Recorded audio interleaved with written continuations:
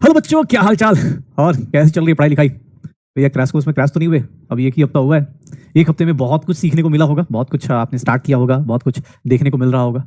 Last week में हमने 4 class करी थी फिजिकल केमिस्ट्री की, और 4 क्लास में हमने स्टार्ट किया था मूल कॉन्सेप्ट, उसको फिनिश किया। फिर मूल कॉन्सेप्ट जहाँ फिनिश हुआ वहीं से सॉल्यूशन चालू हुआ, और सॉल्यूशन चालू करके हमने ये सीखा कि भैया यहाँ तक अगर मैं बात करूँ सॉल्यूशन में, तो सॉल्यूशन में हम लोग आ गए थे आइडियल और नॉन आइडियल सॉल्यूशन तक। पक्का? चलो साथ साथ थोड़ा रिवाइज भी कर लेते हैं, रिवाइज करके फिर आगे बढ़ते चलेंगे। कॉन्सेंट्रेशन टर्म्स हमने लास्ट में किया था, और कॉन्सेंट्रेशन टर्म्स के बहुत सारे फॉर्मूले हमने बात करी थी। हम लोग याद करो मोलैरिटी का ये फॉर्मूला भी हम सिंपल जो मेन चीजें हैं वो रिलेट कर देते हैं। Molar mass of solute 10x d by m molar mass of solute पढ़ लिया था। मोलैरिटी का एक फॉर्मूला और पढ़ा था। मोलैरिटी का एक फॉर्मूला हम लोगों ने, मोलैरिटी कह रहा हूं, ये मोलैरिटी का फॉर्मूला मोलैरिटी के साथ रिलेट किया था 1000 times capital M 1000 times D minus m into molarity into molar mass of solute पढ़ा था। ये भी एक फॉर्मूला पढ़ा था। और मोलैरिटी का एक फॉर्मूला और था सर, मोलैरिटी स्मॉल m का फॉर्मूला था मोल fraction of solute divided by mole fraction of solvent into 1000 upon sir molar mass of solvent था। ये भी हमने पढ़ा था। ये मेन 3 रिलेशन है जिनके ऊपर क्वेश्चन आते हैं। बाकी नॉर्मल फॉर्मूला आपको पता है सर, कैपिटल M का फॉर्मूला क्या होता है? Number of moles of solute divided by volume of solution in litres. अगर लीटर्स में नहीं है तो इसका एक फॉर्मूला जो सबसे ज्यादा यूज होता है W2/M2 1000 अपॉन वॉल्यूम इन ml, यही यूज करेंगे, ml यूज करेंगे। मोलैरिटी के ऊपर सर मिक्सिंग अगर होगी तो मिक्सिंग के केस में मोलैरिटी ऑफ मिक्सचर हमने फॉर्मूला पढ़ा था कि मोलैरिटी ऑफ मिक्सचर क्या होगा? M1V1 plus M2V2 divided by volume of mixture. और volume of mixture normal case में V1 प्लस V2 होता है, लेकिन हाँ कहीं कहीं पे क्वेश्चन में आ जाए तो सॉल्वेंट पानी डाल के उसका सॉल्यूशन का वॉल्यूम चेंज कर सकते हैं। सिमिलरली अगर मैं बात करूं डाइल्यूशन की, तो डाइल्यूशन में भी या फिर कॉन्सेंट्रेशन की बात करूं तो डाइल्यूशन हो चाहे कॉन्सेंट्रेशन हो, इन सब में एक चीज कॉमन थी, M1V1 is equals to M2V2। मतलब number of moles of solute क्या रहेगा? कॉमन रहेगा। Number of moles of solute क्या रहेगा? कॉमन रहेगा। पक्का? ये चीजें हमने पढ़ी हुई हैं, श्योर हो? अच्छा, मुझसे किसने बोल दिया कि सर मोलैरिटी है, मोलैरिटी है? अब ये देख लो, कैपिटल M स्मॉल m लेके हम लोग बात कर सकते हैं। अच्छा, और क्या हो सकता है? तो सर और हम लोग बात करें तो हमने एक चीज और पढ़ी थी, मोलैरिटी पढ़ी थी। मोलैरिटी का फॉर्मूला क्या था? तो मोलैरिटी का फॉर्मूला था sir number of moles of solute divided by mass of solvent in KG. Mass of solvent in KG, moles per KG आया था। या फिर इसका फॉर्मूला देखें तो W2/M2 इंटू 1000 अपॉन क्या हो जाएगा? इंटू 1000 अपॉन सर W1 किस में आ जाएगा? ग्राम में आ जाएगा। तो ये भी एक फॉर्मूला आ गया था, ये भी एक तरीका आ गया था मोलैरिटी निकालने का। तो ये हमने कॉन्सेंट्रेशन टर्म्स की जो मेन चीजें थी। बाकी PPM, PPB, mass by mass by volume, volume by mass, ये सब चीजें आपको बहुत नॉर्मल सी थी, हम लोग देख सकते थे। लेकिन हाँ, ये वाली चीजें हमें ध्यान रखनी थी, मोलैरिटी, और इसकी बात हमें करनी थी। पक्का? तो मोलैरिटी हो गई, मोलैरिटी हो गई, ये सारी चीजें, मिक्सिंग हो गया, डाइल्यूशन हो गया, ये केसेस हमने कर रखे थे। फिर कॉन्सेंट्रेशन टर्म जैसे ही फिनिश किया, हमारे पास सॉल्युबिलिटी का वर्ड आ गया था। और सॉल्युबिलिटी क्या होता था? तो सॉल्युबिलिटी ऑफ, भैया सॉल्युबिलिटी किसके बारे में बात करते थे? तो हमने बात की थी सॉलिड इन लिक्विड की। Solubility of solid in liquid 3 parameters पे डिपेंड करता है। कौन कौन से? कि सर एक तो नेचर ऑफ लिक्विड क्या है, किस टाइप का लिक्विड। सर सॉल्वेंट की बात करें, नेचर ऑफ लिक्विड, या फिर सॉल्वेंट का लेवल क्या था, नेचर ऑफ लिक्विड, या फिर सॉल्वेंट क्या था। दूसरा, नेचर ऑफ सॉलिड क्या था, नेचर ऑफ सॉलिड क्या था, कि भाई कौन सा सॉल्यूट है, सॉल्यूट कैसा था। Sir polar dissolves polar, non polar, like dissolves like की बात कर रहे थे, तो लाइक डिसॉल्व्स लाइक हो गया। और यहां पर अगर लिक्विड की बात की जाए तो यहां टेम्परेचर के रिस्पेक्ट में देखेंगे तो सर अगर एक्सोथर्मिक है तो आपका सर एक्सोथर्मिक के केस में और एंडोथर्मिक के केस में हमने चाय का एग्जांपल लिया था कि एंडोथर्मिक होगा तो टेम्परेचर बढ़ाओगे सर सॉल्युबिलिटी क्या होगी? बढ़ेगी। टेम्परेचर बढ़ाओगे सॉल्युबिलिटी क्या होगी? बढ़ेगी। लेकिन अगर एक्सोथर्मिक में देखोगे, टेम्परेचर बढ़ाओगे सॉल्युबिलिटी क्या हो जाएगी? कम हो जाएगी। तो यही सब चीजें थी जो हमने पढ़ी थी, टेम्परेचर हो गया। इसका कोई रिलेशन नहीं है किसके साथ? प्रेशर के साथ कोई रिलेशन नहीं होता। प्रेशर के साथ कोई रोल नहीं प्ले करता, कोई रोल प्ले नहीं करता। सॉलिड इन लिक्विड की बात करें तो प्रेशर के साथ कोई रोल प्ले नहीं करता है, कोई रोल प्ले नहीं करता है।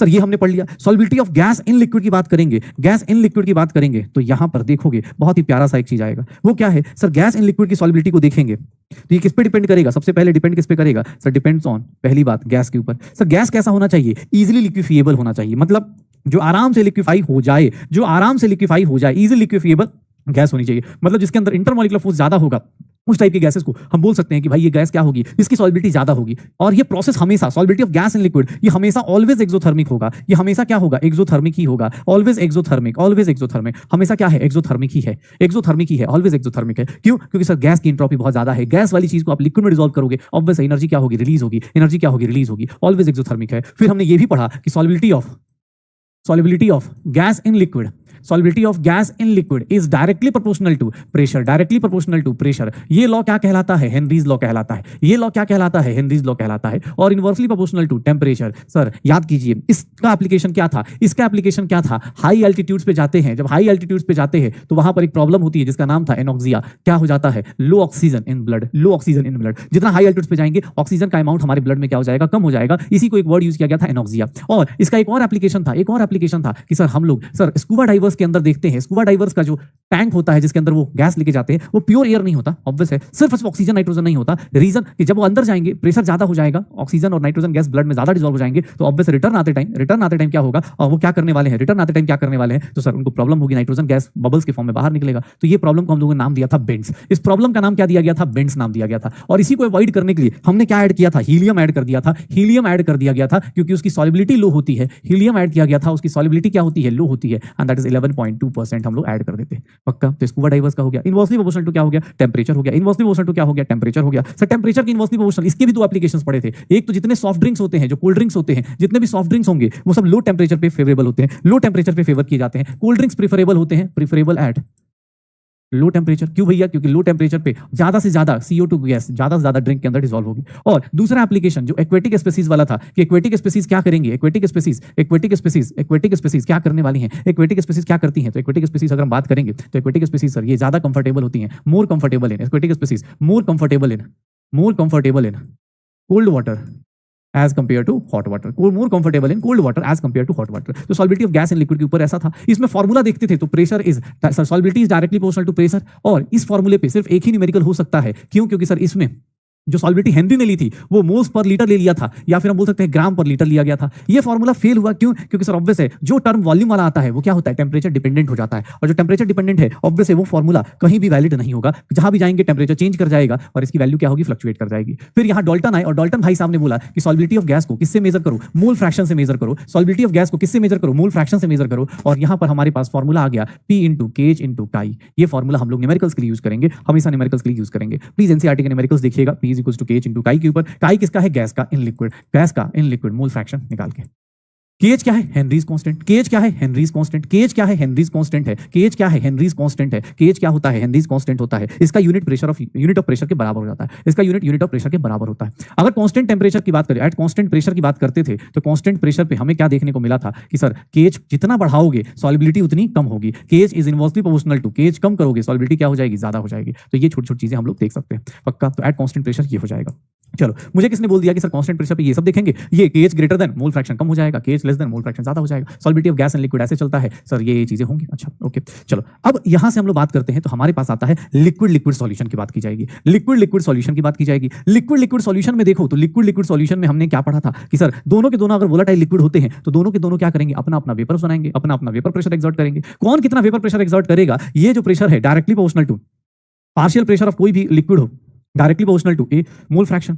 Similarly, PV is directly proportional to mole fraction of B. Sir PA is nothing, PA not chi A, और ये क्या हो गया, PB is nothing, PB not chi B, ये लिख सकते हैं। तो PA is nothing, PA not chi B, PB is nothing, PB not chi B। Sir ये PA not क्या है, vapour pressure of pure A। अगर अकेला A होता तो उसका वेपर प्रेशर क्या होता। PB not की बात करें तो vapour pressure of pure B, vapour pressure of pure B, ये vapour pressure of pure B। Sir PA not chi A, PB not chi B। Sir total pressure अगर निकालने जाएंगे तो सर ये किसके इक्वल होगा, PA प्लस PB, और इसी को हम लोग लिख देते हैं P not A chi A plus P not B chi B, P not B chi B। इसको हम लोग लिखने का एक तरीका और था, P not A अगर आप chi B लिखते हो तो यहाँ P not B minus P not A होगा, और अगर यहाँ पर P not B लिखते हो तो यहाँ पर chi A होगा, P not A minus P not B हो जाएगा। ये टोटल प्रेशर। सर यहाँ पर देखेंगे, इसको हम लोगों ने नाम दिया था, इसका नाम था राउल्स लॉ। इसी का नाम था, हमने लास्ट क्लास में रखा था राउल्स लॉ। राउल्स लॉ का ग्राफ भी बड़ा प्यारा सा बनता है। राउल्स लॉ का क्लोज ग्राफ बनता है। क्लोज ग्राफ हमारी लाइफ में पहली बार आया, और जहां पर ये बताया गया कि सर एक का मोल फ्रैक्शन अगर आप 0 पुट करते हो वहां पर दूसरे का मोल फ्रैक्शन 1 हो जाता है। जहां पर एक का मोल फ्रैक्शन 1 हुआ वहां पर दूसरे का क्या हो जाएगा, 0 हो जाएगा।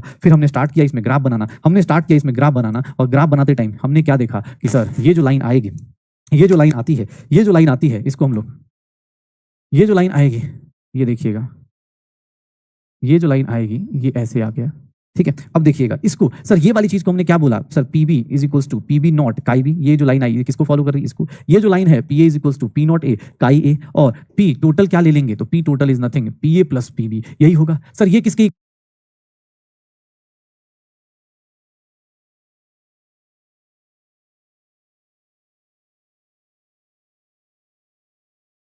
इक्वल है। सर देखिएगा यहाँ मोल फ्रैक्शन 1 है तो इसको क्या बोल देंगे, P नॉट A, क्योंकि ऑब्वियस है 1 का प्योर प्रेशर। यहाँ मोल फ्रैक्शन ऑफ B का है तो P नॉट B हो गया। तो P total PA plus PB, और ये देख लो P nought A P not B, ऐसे करके बना दो, पक्का हो जाएगा सर, श्योर हो। देख लीजिए भाई साहब, सॉल्बिलिटी हो जाएगी। ये आपका लिक्विड सॉल्यूशन है, लिक्विड सॉल्यूशन है, और इसमें हम लोग सब कुछ कर सकते हैं, श्योर है। चलिए अब देखिएगा यहाँ पर हम लोगों ने जब ग्राफ पढ़ा, हम लोगों ने चीजें पढ़ी, तो वहां पर हम लोग एक चीज और डिसाइड कर गए कि जो इसको फॉलो करेगा उसको राउल्स लॉ फॉलो करेगा, जो शुरू से लेकर लास्ट तक राउल्स लॉ फॉलो करेगा उसको क्या बोलेंगे आइडियल सॉल्यूशन, और जो नहीं फॉलो करेगा उसको क्या बोल देंगे नॉन आइडियल सॉल्यूशन। जो फॉलो करेगा उसको क्या बोलेंगे आइडियल सॉल्यूशन, और जो नहीं फॉलो करेगा उसको क्या बोल देंगे नॉन आइडियल सॉल्यूशन। देखिएगा आइडियल सॉल्यूशन को पहचानने का तरीका ही बताया गया था कि सबका इंटरमॉलिक्यूलर फोर्स क्या होता है। अगर मैं आइडियल सॉल्यूशन की फीचर्स की बात करूं, ये कुछ एग्जांपल्स मैंने लास्ट क्लास में कुछ एग्जांपल्स बताए थे, बाकी आइडियल सॉल्यूशन का थोड़ा सा फीचर मैं रिवाइज करा देता हूं। आइडियल सॉल्यूशन की बात कराता हूं तो आइडियल सॉल्यूशन में क्या बोला था कि सर अगर दो लोग मिलकर कोई सॉल्यूशन बना रहे हैं, अगर दो लोग मिलकर कोई सॉल्यूशन बना रहे हैं तो उस केस में आइडियल सॉल्यूशन कब बनेगा, जब इंटरमॉलिक्यूलर फोर्स जो हो वो किसके इक्वल हो जाए, सर दोनों के दोनों का, सॉल्यूट हो, सॉल्वेंट हो या फिर सॉल्यूशन हो, सबका इंटरमॉलिक्यूलर फोर्स क्या हो इक्वल हो। जब इंटरमॉलिक्यूलर फोर्स इक्वल होगा तो उस केस में ऑब्वियस बॉन्ड बनने से, मिक्सिंग करने से, ना कोई बॉन्ड टूट रहा है स्ट्रॉन्ग ना कोई बन रहा है, तो delta H mixture delta V mixture is equals to zero, delta H mixture delta V mixture is equals to zero. Ideal solution के ये ग्राफ अपने पास। उसके बाद किसने बोल दिया कि सर आइडियल सॉल्यूशन में ये होता है, आइडियल सॉल्यूशन में सर एक दो चीजें और होती हैं। अच्छा कोई बोला था V mixture is equals to zero का मतलब सर चेंज इन वॉल्यूम क्या हो जाएगा जीरो, चेंज इन एंथैल्पी क्या हो जाएगा जीरो। मतलब सर आप 1 लीटर लेके आएंगे ए का, 1 लीटर बी का, तो सर ए बी का सॉल्यूशन जो बनेगा वो 2 लीटर हो जाएगा। नॉन आइडियल में यही चीजें इक्वल नहीं होंगी। आइडियल में क्या है, बॉन्ड ऑलमोस्ट इक्वल है तो कोई टेंशन है ही नहीं, आप कर दो। अच्छा दूसरी बात, आइडियल सॉल्यूशन के बाद अगर बात करें, आइडियल सॉल्यूशन के बाद अगर बात करें तो यहां देखिएगा आइडियल सॉल्यूशन के बाद अगर हम लोग बात की जाए तो डेल्टा वी। अच्छा आइडियल सॉल्यूशन में हमने ये भी पढ़ा था कि सर यहां पर पीए की वैल्यू पी नॉट ए का ये होता है, पीबी की वैल्यू पी नॉट बी का भी होता है, पी नॉट बी का भी होता है, और यहां पर P total straight line follow करेगा, पी नॉट ए का A plus P nought B का B plus P nought B का भी आ जाएगा, यही होगा, पी नॉट बी का भी आ जाएगा। Ideal solution non ideal solution in सबको, ये आइडियल सॉल्यूशन का बेसिक फीचर था, लेकिन नॉन आइडियल में इन सबका अलग होगा। सर आइडियल सॉल्यूशन पहचानने के कुछ एग्जांपल्स मैं लेके आया हूं, आप शांत देख लीजिएगा आइडियल सॉल्यूशन कौन कौन से हैं जिनका इंटरमॉलिक्यूलर फोर्स क्या हो सेम हो। तो हेक्सेन और हेप्टेन मैंने बताया भी था। सर क्लोरोबेंजीन और ब्रोमोबेंजीन जिनका नेचर सेम टाइप का हो, एग्जाम हॉल में देखते टिक मार दो, CCl4 SiCl4, बेंजीन और टॉल्वीन, इथाइल ब्रोमाइड और सर इथाइल आयोड chloride, ethyl bromide ethyl iodide, ये लोग क्या हैं आपस के सिमिलर टाइप के लोग हैं। और जो सिमिलर टाइप के लोग हैं ना, इनके बीच में हमेशा कौन सा बॉन्ड होगा सर, इसमें कौन सा सॉल्यूशन बनेगा, हमेशा बनेगा आइडियल सॉल्यूशन। प्रॉब्लम कहां से आती है, नॉन आइडियल से। नॉन आइडियल में क्या होता है सर, ये कुछ भी जीरो नहीं होता, सब कुछ क्या होगा, या तो ग्रेटर देन जीरो होगा या लेस देन जीरो। मैं बोल रहा हूं इक्वल टू जीरो नहीं है, तो या तो ग्रेटर होगा या फिर लेस देन होगा, तो यहां पर भी वही चीज देखने को मिलेगी। सर नॉन आइडियल सॉल्यूशन में ही हम लोग लास्ट क्लास में आइडियल तक कर लिया था। नॉन आइडियल में ना ग्राफ सही होगा तो उसको कैसे पढ़ेंगे, और आज नॉन आइडियल सॉल्यूशन पढ़ेंगे, और फिर हम लोग कॉलिगेटिव प्रॉपर्टीज और वैन ऑफ फैक्टर करने वाले हैं। आज ये चैप्टर हम लोग एंड करेंगे, और तो कल से नया चैप्टर, नई शुरुआत। कल का चैप्टर भी अपने पास एक नई शुरुआत देगा, लेकिन भाई साहब मैं ये बस बताना चाह रहा हूं कि ये जो 2 चैप्टर फिनिश होंगे आज मिला के, क्वेश्चंस जितना डीपीपी मिलता है उसको अटेम्प्ट कीजिएगा, क्वेश्चंस करते जाइएगा, क्योंकि हमेशा ये दिक्कत ना आए, ट्राई कीजिएगा जितना हो सकता है क्वेश्चंस टाइमली होते जाएं, और प्लस ये छोटी छोटी और अच्छी अच्छी बातों को थोड़ा सा रिलेट करते चलिएगा, ताकि एग्जाम हॉल में जब आपको क्वेश्चन मिले तो वहां पर आपको ज्यादा टाइम ना लगे। पक्का? तो चलो नॉन आइडियल सॉल्यूशन के टाइप्स देख लेते हैं। नॉन आइडियल सॉल्यूशन 2 टाइप के। भैया कैसे सर, 2 टाइप कौन कौन से, तो देखो 2 टाइप कौन कौन से। नॉन आइडियल सॉल्यूशन की बात करेंगे तो नॉन आइडियल सॉल्यूशन में एक होगा पॉजिटिव डेविएशन वाला, एक होगा positive deviation from Raoult's law, एक होगा positive deviation from Raoult's law, एक होगा positive deviation from Raoult's law, और एक होगा negative deviation from Raoult's law. Positive deviation from Raoult's law और दूसरा होगा negative deviation from Raoult's law. Positive deviation from Raoult's law, negative deviation from Raoult's law, ये दोनों का ध्यान रखिएगा, पॉजिटिव और नेगेटिव डेविएशन का। कोई पूछे सर क्या है इसका मतलब, ध्यान सुनिएगा। पहले पॉजिटिव डेविएशन का मतलब, आप सर राउल्स लॉ के हिसाब से क्या बोलते थे कि sir pressure of A is equals to P not A chi, according to Raoult's law. Positive deviation का मतलब ये हो गया कि सर प्रेशर ऑफ ए जो होगा वो greater than P not A काई होगा। प्रेशर ऑफ बी जो देखेंगे वो किससे ग्रेटर होगा, पी नॉट बी काई बी से होगा।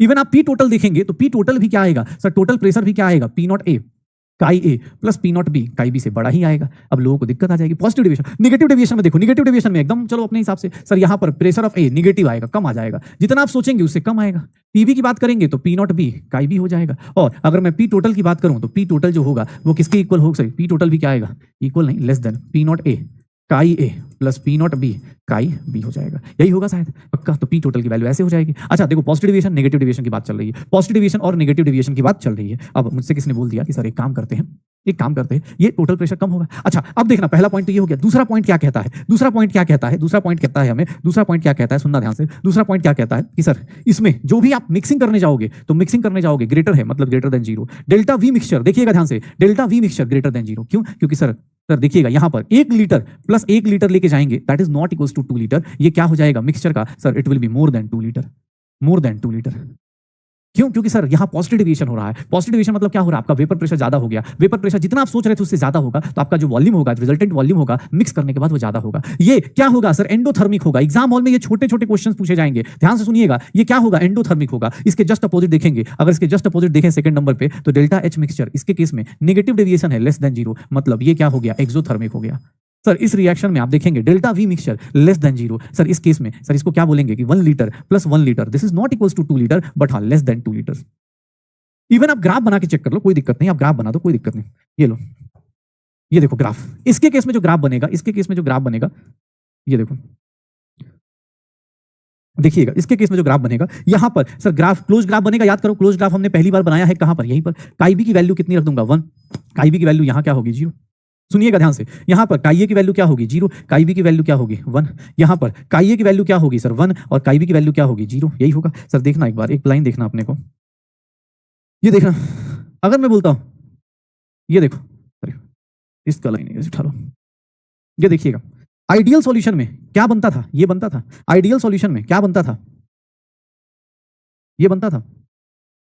आइडियल सॉल्यूशन में ये ग्राफ होता था, पक्का सर। देखेंगे आइडियल सॉल्यूशन में यही ग्राफ बनता था सर, स्ट्रेट लाइन फॉलो करता था आइडियल सॉल्यूशन में। देखना, स्ट्रेट लाइन फॉलो करता था, ये आइडियल सॉल्यूशन था। आइडियल सॉल्यूशन में ग्राफ को अगर देखोगे ध्यान से, तो यहां पर पी नॉट बी होगा, यहां पर पी नॉट ए होगा, और यहां पर पी नॉट बी होगा, और यहां पर पी नॉट ए होगा। लेकिन ये जो स्ट्रेट लाइन, डॉटेड लाइन दिखाई जा रही है, ये किसको दिखाई जा रही है, आइडियल सॉल्यूशन को। यहां पर पॉजिटिव डिविएशन है। पॉजिटिव डिविएशन का मतलब भाई साहब, जो आप सोच रहे हैं ना, जो भी ग्राफ में आप सोच रहे हैं, सबसे उससे ज्यादा ही वैल्यू जाएंगे। उससे क्या होगा, ज्यादा ही वैल्यू जाएंगे। उससे क्या होगा, जितना आप सोच रहे हैं, पॉजिटिव डिविएशन मतलब उससे ज्यादा वैल्यू, जितना आप सोच रहे हैं उससे ज्यादा। ये देखिएगा सर। अब नेगेटिव डिविएशन का मतलब सर, जितना आप सोच रहे हैं, जो आप राउल्स लॉ से सोच रहे थे, उससे नीचे ही वैल्यूज होंगी। देख लीजिए ग्राफ कहां को है सर, ये वेपर प्रेशर का ग्राफ कहां को जा रहा है, देख लो, ये बन जाएगा।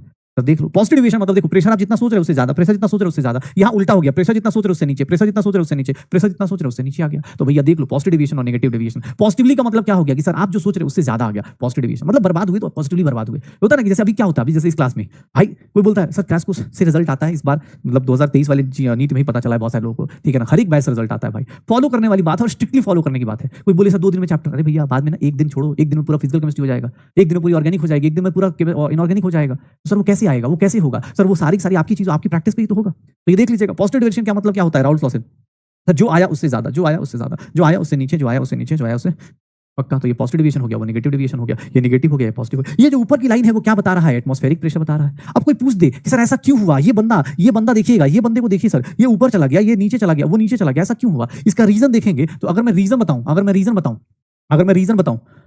बताऊं, तो भैया रीजन क्या होगा, रीजन क्या होगा, देखिएगा, ध्यान सुनिएगा। थर्ड पॉइंट सर, ये पॉजिटिव डिविएशन था ना, इधर हमने क्या लिखा था, पॉजिटिव डिविएशन का पॉइंट। इधर हम लोग क्या लिख रहे हैं, पॉजिटिव डिविएशन का पॉइंट। इधर हम लोग क्या लिखना चाह रहे हैं, नेगेटिव डिविएशन के पॉइंट्स। ध्यान सुनना, अपने पास क्या होना चाह रहा है, पॉजिटिव और नेगेटिव डिविएशन का। पॉजिटिव डिविएशन का पॉइंट क्या होगा कि सर यहां पर भी सर सॉल्यूशन तो वही बनेगा, ए और ए मिलकर क्या बनाएंगे, 2ab बनाएंगे। यहां भी सर ए और ए मिलकर क्या बना रहे हैं, ए और बी मिलकर क्या बना रहे हैं, 2ab बना रहे हैं। दोनों में सॉल्यूशन सेम बन रहा है। लेकिन अगर पॉजिटिव डिविएशन की बात करें तो इसका रीजन पता है क्या हो जाता है सर, आपका वेपर प्रेशर कब ज्यादा होगा, वेपर प्रेशर किस पे सर, वेपर प्रेशर किसका ज्यादा होता है, जिसका इंटरमॉलिक्यूलर फोर्स क्या हो जाए, कम हो जाए। क्यों, क्योंकि आपका इंटरमॉलिक्यूलर फोर्स कम होगा, वीक होगा, तो आप ज्यादा वेपर्स बनाएंगे। तो यही बेसिक कॉन्सेप्ट याद रखिएगा कि भैया वेपर प्रेशर जो होता है, वेपर प्रेशर की बात करें तो यहां पर इंटरमॉलिक्यूलर फोर्स जो होगा, सर इंटरमॉलिक्यूलर फोर्स का जो ऑर्डर देखेंगे वो ए का या फिर बी का ग्रेटर होगा किससे, ए बी से। मतलब जो सॉल्यूशन बना वो वीक बॉन्ड का बन रहा है, इसीलिए सर पहले आप जितना सोच रहे थे उससे ज्यादा वेपर्स लेके आ जाएगा एबी वाला। क्यों, क्योंकि सर इंटरमॉलिक्यूलर फोर्स क्या हो रहा है, वीक हो रहा है। ऐसा कोई भी जगह, ऐसे कोई भी एग्जांपल जहां पर आपका इंटरमॉलिक्यूलर फोर्स वीक हो जाए, समझ जाइएगा कि भैया उसमें क्या हो रहा है, पॉजिटिव डिविएशन। अगर ऐसी कोई भी जगह जहां इंटरमॉलिक्यूलर फोर्स स्ट्रांग हो जाए, इस केस में देखेंगे तो इसका रीजन क्या होगा, ऐसा क्यों हुआ, रीजन फॉर नेगेटिव डिविएशन कि यहां पर सर जो आपका बॉन्ड है ना वो स्ट्रांग बन जाए। मतलब आफ्टर सॉल्यूशन, जो सॉल्यूशन में जाके स्ट्रांग बॉन्ड बना ले, जो सॉल्यूशन में जाके स्ट्रांग बॉन्ड बना ले, उससे कौन सा डिविएशन होगा, नेगेटिव। जैसे हम बोलते हैं ना कि भाई दोस्ती अपनी अच्छी होती है, लेकिन जब ज्यादा इन्वॉल्व ना हो जाओ। पता चला दोस्ती करी सर मिलकर पढ़ाई करेंगे, ग्रुप स्टडी करेंगे, अब पता चला ग्रुप में ही इतना खो गए कि अब दिन भर स्टडी के नाम पे क्या चल रहा है कि भैया शाहरुख खान की मूवी आ रही है, सलमान खान का ये चल रहा है, वो चल रहा है, इंडिया इतना स्कोर मार दिया, वो इतना स्कोर जीत गया, अश्विन ने 500 लिए तो उसने 600 विकेट ले लिए, ये सब डिस्कशन चल रहा है। इतना भी नहीं, मतलब डिविएशन आप बॉन्ड बनाओ, ठीक है, आप दोस्ती करो, लेकिन किस टाइप की दोस्ती करो, पॉजिटिव डिविएशन। मतलब एक दूसरे को सपोर्ट कर दो भाई, ठीक है ना, पॉजिटिवली डिविएट करो कि ठीक है यार वो नहीं पढ़ाई करो, उसको डांट के पढ़वा दो। अब ऐसा हो गया, पता चला एक डूबा साथ में सब डुबा दिया एक साथ, तो ये क्या है, नेगेटिव डिविएशन है। मतलब ये पॉजिटिव डिविएशन और ये क्या हो गया, नेगेटिव डिविएशन। दोनों के रीजंस क्या है, अलग अलग। दोनों के रीजंस क्या है, बिकॉज इसमें इंटरमॉलिक्यूलर फोर्स क्या बनेगा, वीक बनेगा। तो ऑब्वियसली देखोगे सर जैसे ही थोड़ा सा भी हीट देंगे ज्यादा फॉर्मेशन हो जाएगा, इसीलिए इसका वेपर प्रेशर ज्यादा आ रहा है, उसका वेपर प्रेशर कम आ रहा है, क्योंकि वो साथ में डूब रहे। पक्का। तो सर ये देख लीजिए पॉजिटिव और नेगेटिव डिविएशन का मेजर रीजन क्या होता है। दूसरी चीज सर ये देख लो, पीए प्रेशर ज्यादा होगा, डेल्टा एच विक्सर। अच्छा, किसी भी टाइप का सॉल्यूशन क्यों ना हो, किसी भी टाइप का सॉल्यूशन क्यों ना हो, चाहे वो पॉजिटिव डिविएशन हो, चाहे नेगेटिव डिविएशन हो, चाहे आइडियल हो, चाहे नॉन आइडियल हो, देखिएगा यहां पर देखिएगा, अगर मैं इसको थर्ड पॉइंट बोल देता हूं, अब देखो पॉजिटिव डिविएशन के बाद अब हम लोग की लाइफ में क्या आता है, फोर्थ पॉइंट पे देखोगे तो फोर्थ पॉइंट पे हम लोग बात करेंगे। यहां पर देखो, चलो बॉइलिंग पॉइंट किसको बोलते हैं, बॉइलिंग पॉइंट किसको बोलते हैं, किसको बॉइलिंग पॉइंट बोला जाता है कि जिस पॉइंट पे, जिस टेंपरेचर पे आपका लिक्विड का वेपर प्रेशर जो, लिक्विड का जो वेपर प्रेशर हो वो किसके इक्वल हो जाए, एटमॉस्फेरिक प्रेशर के। अगर मैं बॉइलिंग पॉइंट की बात करूंगा तो बॉइलिंग पॉइंट क्या होगा, ध्यान से देखना, बॉइलिंग पॉइंट क्या होता है, टेम्परेचर एट विच जो वेपर प्रेशर ऑफ लिक्विड है वो किसके इक्वल हो जाए, वेपर प्रेशर ऑफ लिक्विड किसके इक्वल हो जाए, एटमॉस्फेरिक प्रेशर के। यही होगा शायद, जिस टेंपरेचर पे vapour pressure of liquid atmospheric pressure के इक्वल हो जाए उसी को हम लोग क्या बोलना शुरू कर देंगे कि सर ये क्या है, ये क्या है, ये अपने पास अगर हम इसको बात करेंगे तो इसको क्या बोल देंगे कि सर ये हम लोगों की लाइफ में बॉइलिंग पॉइंट में देखेंगे तो ये बॉइलिंग पॉइंट क्या कहलाएगा, जिस वेपर प्रेशर जिस टेंपरेचर पे उसका वेपर प्रेशर किसके इक्वल हो जाए, जिस टेंपरेचर पे इक्वल हो जाए वेपर प्रेशर ऑफ लिक्विड, उसी को हम लोग बोल देंगे कि भैया तू क्या है, तू क्या है भाई, तो तू अपने पास अगर मुझसे बोल दिया जाए तो ये बोल दिया जाएगा। ठीक है, ध्यान से देना, vapour pressure of liquid atmospheric pressure. अब खुद से सोचो, अगर आइडियल सॉल्यूशन था तो सर यहां से यहां पर था ना आपका वेपर प्रेशर, यहां से आपको हीट करके आपका वेपर प्रेशर यहां लेके आना पड़ता, क्योंकि एटमॉस्फेरिक प्रेशर की लाइन तो ये है। सर जिस टाइम पे आपका वेपर प्रेशर किसके इक्वल हो जाए, एटमॉस्फेरिक के इक्वल हो जाए, उसी टाइम को बॉइलिंग पॉइंट बोलेंगे। अब ध्यान सुना, यहां से लेकर यहां आते और अब पॉजिटिव डेविएशन में देखो तो वेपर्स ज्यादा बन गए तो जल्दी बॉइलिंग पॉइंट किसका होगा, बॉइलिंग पॉइंट जल्दी कौन अचीव करेगा, पॉजिटिव डेविएशन वाला या आइडियल अचीव करेगा, कौन जल्दी अचीव करेगा। सर यहां से वेपर प्रेशर को यहां तक लेके आना डिफिकल्ट है, ज्यादा टेंपरेचर लगेगा, या इसको यहां से यहां इसको जल्दी लेके आ सकते हो ना, क्योंकि ऑलरेडी पॉजिटिव डेविएशन में ऑलरेडी वेपर्स ज्यादा बने पड़े, तो जल्दी जल्दी वो किसको अचीव कर लेगा, एटमॉस्फेरिक प्रेशर को। तो मैं बोल सकता हूं कि इस केस में सर, इस केस में पॉजिटिव डेविएशन के केस में बॉइलिंग पॉइंट क्या होता है, डिक्रीज कर जाता है, बॉइलिंग पॉइंट क्या हो जाता है, डिक्रीज कर जाता है। लेकिन अगर मैं इसकी बात करूं तो यहां पर बॉइलिंग पॉइंट क्या होता है, इंक्रीज कर जाता है, बॉइलिंग पॉइंट क्या होता है, इंक्रीज कर जाता है, बॉइलिंग पॉइंट क्या हो जाता है, इंक्रीजेस, बॉइलिंग पॉइंट क्या होता है, इंक्रीज करता है। वहां बॉइलिंग पॉइंट क्या होगा, डिक्रीज, यहां पर बॉइलिंग पॉइंट क्या होगा सर, इंक्रीज होगा। क्यों, क्योंकि सर आपका वेपर प्रेशर ज्यादा है। तो इसी को अभी हम लोग जब एजियोट्रॉप्स पढ़ेंगे तो यहां पर क्या बोलेंगे कि सर देखिएगा, आइडियल सॉल्यूशन का अगर बॉइलिंग पॉइंट यहां से यहां तक है, सर यहां से लेकर यहां तक हीट करना पड़ेगा ना, इसमें देखो थोड़ा सा हीट करेंगे, टच कर जाएगा, अपना हो गया। तो ये पॉजिटिव डेविएशन है, वो नेगेटिव डेविएशन है। नेगेटिव डेविएशन में सोचो सर, यहां से यहां तक आने में जितना टेंपरेचर देना पड़ेगा सर, ऑब्वियस है ना, यहाँ बॉइलिंग पॉइंट क्या हो गया, बढ़ गया सर, खूब सारा देना पड़ेगा, खूब सारा एनर्जी देनी पड़ेगी, तब जाके किसमें अचीव करेगा सर, नेगेटिव डेविएशन वाला, तब जाके अपना बॉइलिंग पॉइंट अचीव कर पाएगा। तो बॉइलिंग पॉइंट यहां पर क्या होता है, बढ़ जाता है, और यहां पर क्या हो जाता है, इंक्रीज कर जाता है।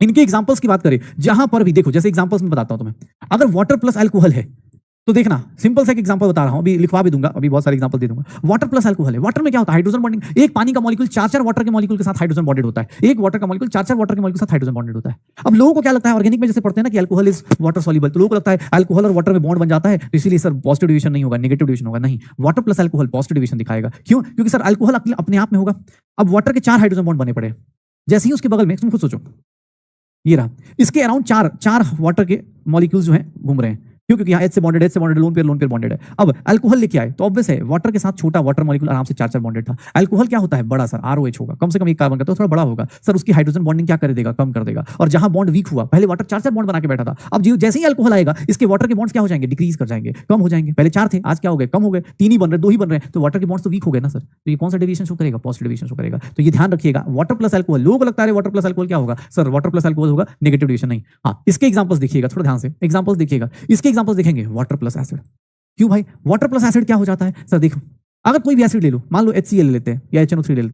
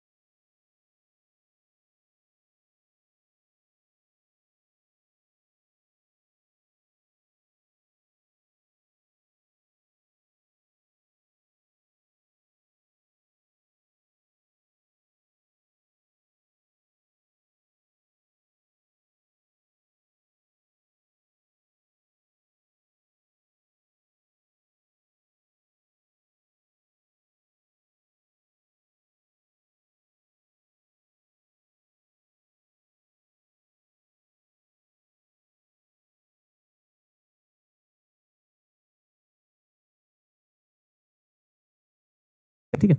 HNO3 क्या है? कोवेलेंट बॉन्ड है। HNO3 क्या है? कोवेलेंट बॉन्ड है। पानी भी अपना हाइड्रोजन बॉन्ड बना के बैठा हुआ है, पानी हाइड्रोजन बॉन्ड बना के बैठा हुआ है। जैसे ही HNO3 पानी में गया, HNO3 किस में टूट जाता है? H+ और NO3 माइनस में टूट जाता है। H+ और NO3 माइनस में टूटेगा, आयनिक बॉन्ड बनाएगा। पहले हाइड्रोजन बॉन्ड बन रहा था, अब क्या बनाना शुरू कर देगा? Ionic bond. तो मतलब क्या हो गया? स्ट्रॉन्ग बनेगा या वीक बनेगा? ऑब्वियस है स्ट्रॉन्ग बॉन्ड बनेगा। अब स्ट्रॉन्ग बॉन्ड बना तो मतलब क्या हो गया? Negative deviation. स्ट्रॉन्ग बॉन्ड बना तो क्या हो जाएगा? Negative deviation. Sir weak bond बना तो पॉजिटिव डेविएशन, वीक बॉन्ड बना तो पॉजिटिव डेविएशन, वीक बॉन्ड बनेगा तो पॉजिटिव डेविएशन, स्ट्रॉन्ग बॉन्ड बनेगा तो नेगेटिव डेविएशन। तो वाटर के अंदर अगर एसिड डालते हो तो सर वाटर के अंदर एसिड क्या बनाता है? वाटर के अंदर एसिड देखोगे तो क्या बनाएगा? वाटर के अंदर एसिड नेगेटिव डिवीजन बनाएगा।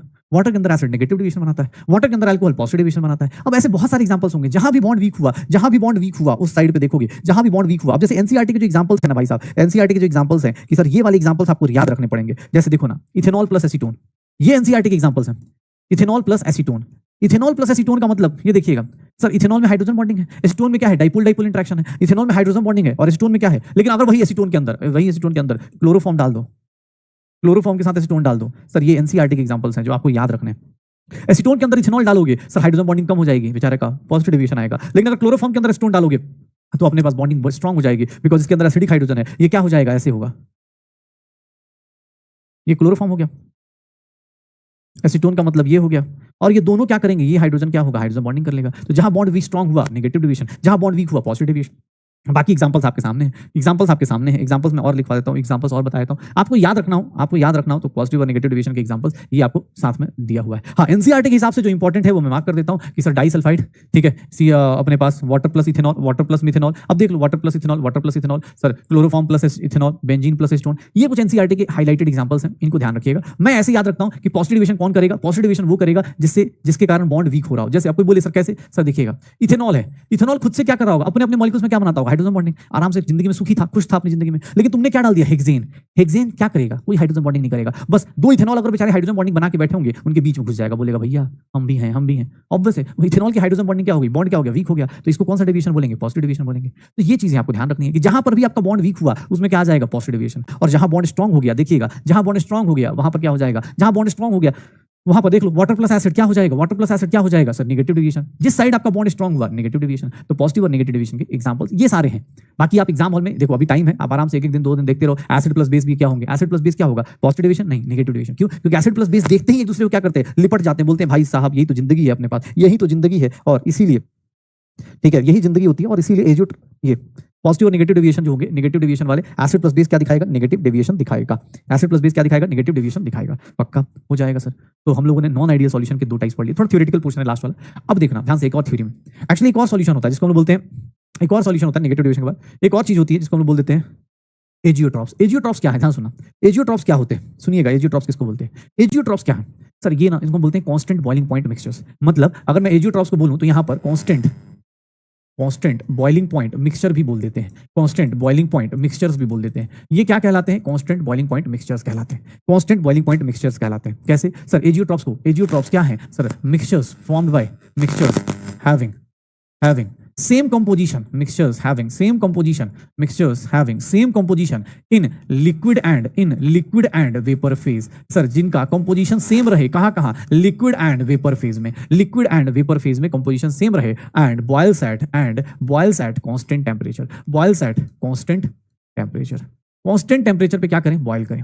मतलब कंपोजिशन लिक्विड और वेपर फेज में सेम रहे। याद करो राउल्ट्स लॉ के हिसाब से, लिक्विड फेज का कंपोजिशन क्या था? काई ए काई बी। ये क्या था? कंपोजिशन इन लिक्विड फेज था। भैया last class composition in liquid phase था। लिक्विड फेज में कंपोजिशन कैसे चेक करते हैं? इसी से चेक करते हैं, कंपोजिशन इन लिक्विड फेज। लेकिन अगर याद करो वाई ए और वाई बी, ये क्या था? लिक्विड नहीं, composition in vapour phase, composition in vapour phase. Liquid phase का कंपोजिशन और वेपर फेज का कंपोजिशन, लिक्विड फेज का कंपोजिशन और वेपर फेज का कंपोजिशन, काई ए काई बी वाई ए वाई बी। अगर सर जहां पर एजियोट्रॉप्स के केस में, in case of azeotropes in azeotropic mixture की बात करेंगे तो एजियोट्रॉपिक मिक्सचर में सर ये काई ए इज इक्वल्स टू क्या हो जाएगा? वाई ए, और chi B is equals to what? Y B. और इन दोनों का कंपोजिशन सेम हो गया, बॉइलिंग पॉइंट भी क्या होगा? सेम होगा। कंपोजिशन भी सेम हो गया, ऑब्वियसली कंपोजिशन सेम हो गया, बॉइलिंग पॉइंट भी क्या है? सेम है। तो इसीलिए हम बोलते हैं कि सर इनको हम लोग सेपरेट आउट नहीं कर सकते बाय डिस्टिलेशन। क्यों? डिस्टिलेशन क्या प्रोसेस होती है कि सर हीटिंग कीजिए, जिस लिक्विड का बॉइलिंग पॉइंट कम होगा वो जल्दी बॉयल हो जाएगा, उसके वेपर्स को साइड में कर लीजिए, डिस्टिल कर लीजिए, डिस्टिलेशन सेपरेट आउट कर लीजिए। एजियोट्रॉप्स को आप डिस्टिलेशन से सेपरेट आउट नहीं कर सकते। क्यों? क्योंकि दोनों का बॉइलिंग पॉइंट क्या हो जाएगा? कांस्टेंट। जब बॉयल करोगे तो दोनों के ही वेपर्स बनेंगे, आप किसी को सेपरेट आउट नहीं कर सकते, पक्का। सर यहां पर ध्यान से देखिएगा, देयर आर 2 टाइप्स ऑफ मैं ऐसे लिख देता हूं, non ideal solution, non ideal solutions, non ideal solutions form, non ideal solutions forms two types of azeotropes, two types of azeotropes, दो टाइप के एजियोट्रॉप्स बनाते हैं। नॉन आइडियल सॉल्यूशन दो टाइप के एजियोट्रॉप्स बनाते हैं। दो टाइप के एजियोट्रॉप्स कौन कौन से, ध्यान सुनिएगा। टू टाइप्स ऑफ एजियोट्रॉप्स कैसे, तो एक को बोलते हैं हम लोग, first one is called, sir इसको हम लोग बोलते हैं maximum boiling point, maximum boiling point azeotropes, maximum boiling point azeotropes. और दूसरे को हम लोग बोलते हैं, सेकंड को बोलते हैं minimum boiling point azeotropes, minimum boiling point azeotropes. Sir maximum boiling point azeotropes और मिनिमम बॉइलिंग पॉइंट एजियोट्रॉप्स के लिए ज्यादा सरदर्द नहीं लेना है। अगर आपने पॉजिटिव और नेगेटिव डेविएशन समझा हुआ है तो आपको पता है बॉइलिंग पॉइंट मैक्सिमम किस केस में था, बॉइलिंग पॉइंट मैक्सिमम किस केस में था भैया, बॉइलिंग पॉइंट मैक्सिमम किस केस में था बताएंगे।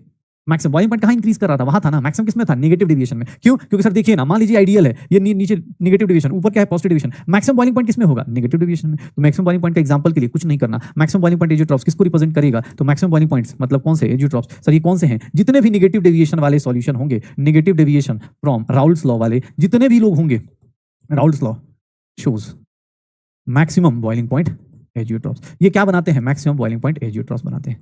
ये मैक्सिमम बॉइलिंग पॉइंट एजियोट्रॉप्स बनाएंगे। मिनिमम बॉइलिंग पॉइंट कौन बनाएगा, तो सर जितने भी लोग पॉजिटिव डेविएशन वाले होंगे, positive deviation from Raoult's law, positive deviation from Raoult's law forms minimum boiling point azeotropes, क्योंकि आपका ज्यादा हो जाएगा ना।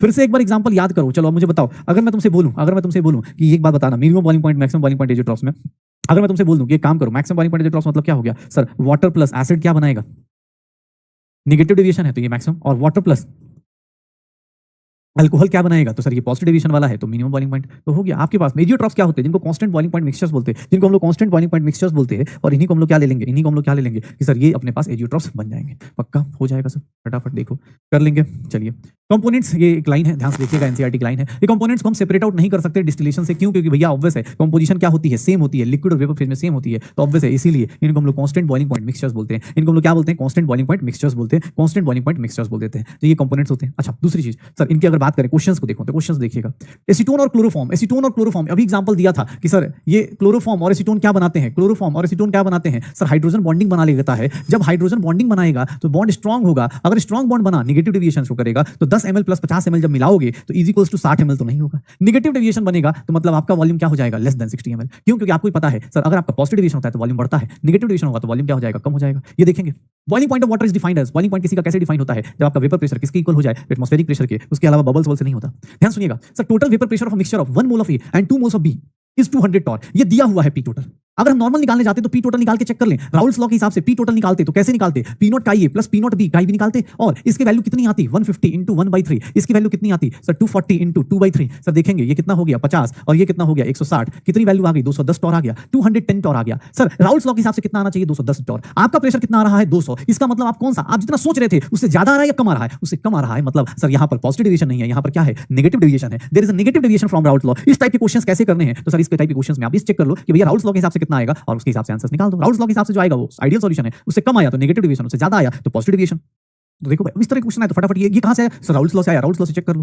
पक्का चलो देखो, पॉजिटिव नेगेटिव डेविएशन 2019 का क्वेश्चन देखिए क्या बोल रहा है, the question which forms that the mixture that forms maximum boiling point azeotropes. Maximum मतलब क्या हो गया, फटाफट सोच लो कौन सा डेविएशन होगा, नेगेटिव डेविएशन होगा। Negative deviation water plus alcohol में आता है क्या, नहीं पॉजिटिव आता है। सर मुझे दिख गया यहाँ पे water plus acid, water plus acid दिख गया, मैं सीधा आंसर क्या मार दूंगा, डी मार दूंगा। बाकी लोगों को चेक करने की जरूरत भी नहीं है, बाकी लोगों को चेक करने की जरूरत नहीं। ये क्या बनाएगा, आइडियल सॉल्यूशन बनाएगा। ये क्या बनाएगा, आइडियल बनाएगा। इसकी बात करें तो ये सब लोग क्या बनाएंगे, negative deviation, sorry positive deviation, ये भी क्या बनाएंगे, पॉजिटिव डेविएशन हो गया, वाटर प्लस नाइट्रिक एसिड।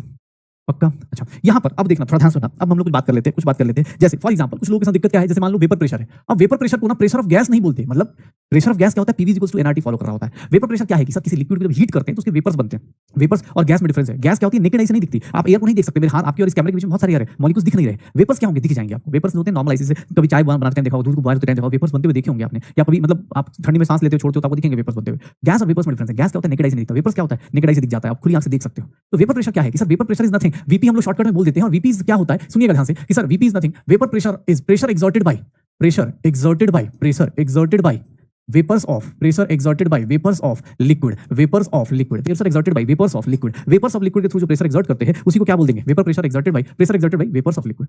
ठीक है, अब वेपर प्रेशर किसका ज्यादा होगा किसका कम होगा, तो वेपर प्रेशर की बात की जाए, सोचो वेपर प्रेशर किसका ज्यादा होगा, सर जिस मॉलिक्यूल्स के बीच में, जहां के मॉलिक्यूल जिस लिक्विड के बीच में इंटरमॉलिक्यूलर फोर्स स्ट्रांग हुआ, उसका वेपर प्रेशर सबसे कम हो जाएगा। क्यों? क्योंकि सर एक सीधी सी बात बताइए, inversely proportional to intermolecular force. क्यों? क्योंकि सर इंटरमॉलिक्यूलर फोर्स ज्यादा है, मतलब आपके मॉलिक्यूल्स के बीच में अट्रैक्शन ज्यादा है, तो उसके वेपर्स, उस लिक्विड के वेपर्स जल्दी नहीं बनेंगे, क्योंकि उसको तोड़ना मुश्किल होगा। सर वेपर प्रेशर की बात करूं तो इनवर्सली प्रोपोर्शनल टू क्या हो जाएगा? बॉइलिंग पॉइंट होगा। क्यों? क्योंकि सर बॉइलिंग पॉइंट किसी का ज्यादा है, तो उसको बॉयल होने में टाइम लगेगा, उसके वेपर्स बनने में टाइम लगेगा, तो ऑब्वियस है उस केस में उसका वेपर प्रेशर कम बनेगा। लेकिन vapour pressure is directly proportional to temperature. Temperature बढ़ाओगे सर, डायरेक्ट टेंपरेचर बढ़ाओगे, वेपर प्रेशर क्या बढ़ेगा? अपने पास बढ़ता चला जाएगा। तो वेपर प्रेशर मेनली देखोगे तीन चीजों पर डिपेंड करता है, इंटरमॉलिक्यूलर फोर्स, बॉइलिंग पॉइंट और टेंपरेचर पे। अच्छा एक चीज और, अगर प्योर सॉल्वेंट लेते हैं, प्योर कोई भी लिक्विड लेते हैं, प्योर लिक्विड होगा, प्योर लिक्विड होगा। अगर अकेला लिक्विड है, ध्यान सुना, तो सर अकेला लिक्विड है, ध्यान देखिएगा, अकेला लिक्विड है सर, सिर्फ ये लिक्विड है, तो ऑब्वियस है इसको हीट दोगे, जो भी हीट दोगे सर पूरा का पूरा इसी को मिल रहा है, तो इसके वेपर्स क्या होंगे? जितने भी बनेंगे इसको हम लोग क्या बोल देंगे? अगर मान लो ए लिक्विड है, तो ए लिक्विड की इसके वेपर प्रेशर को क्या बोल देंगे? पी नॉट ए बोल देंगे। प्योर कंपोनेंट अकेला है तो ऑब्वियसली उसके वेपर्स ज्यादा बनेंगे। लेकिन अगर इसके अंदर मैंने कोई भी सॉल्यूट डाल दिया, मान लो ये ए था और इसके अंदर मैंने कोई भी सॉल्यूट डाल दिया, अब मैंने इसके अंदर ए प्लस बी कर दिया, तो तुम्हें क्या लगता है इसके वेपर्स ज्यादा बनेंगे ए के या कम बनेंगे?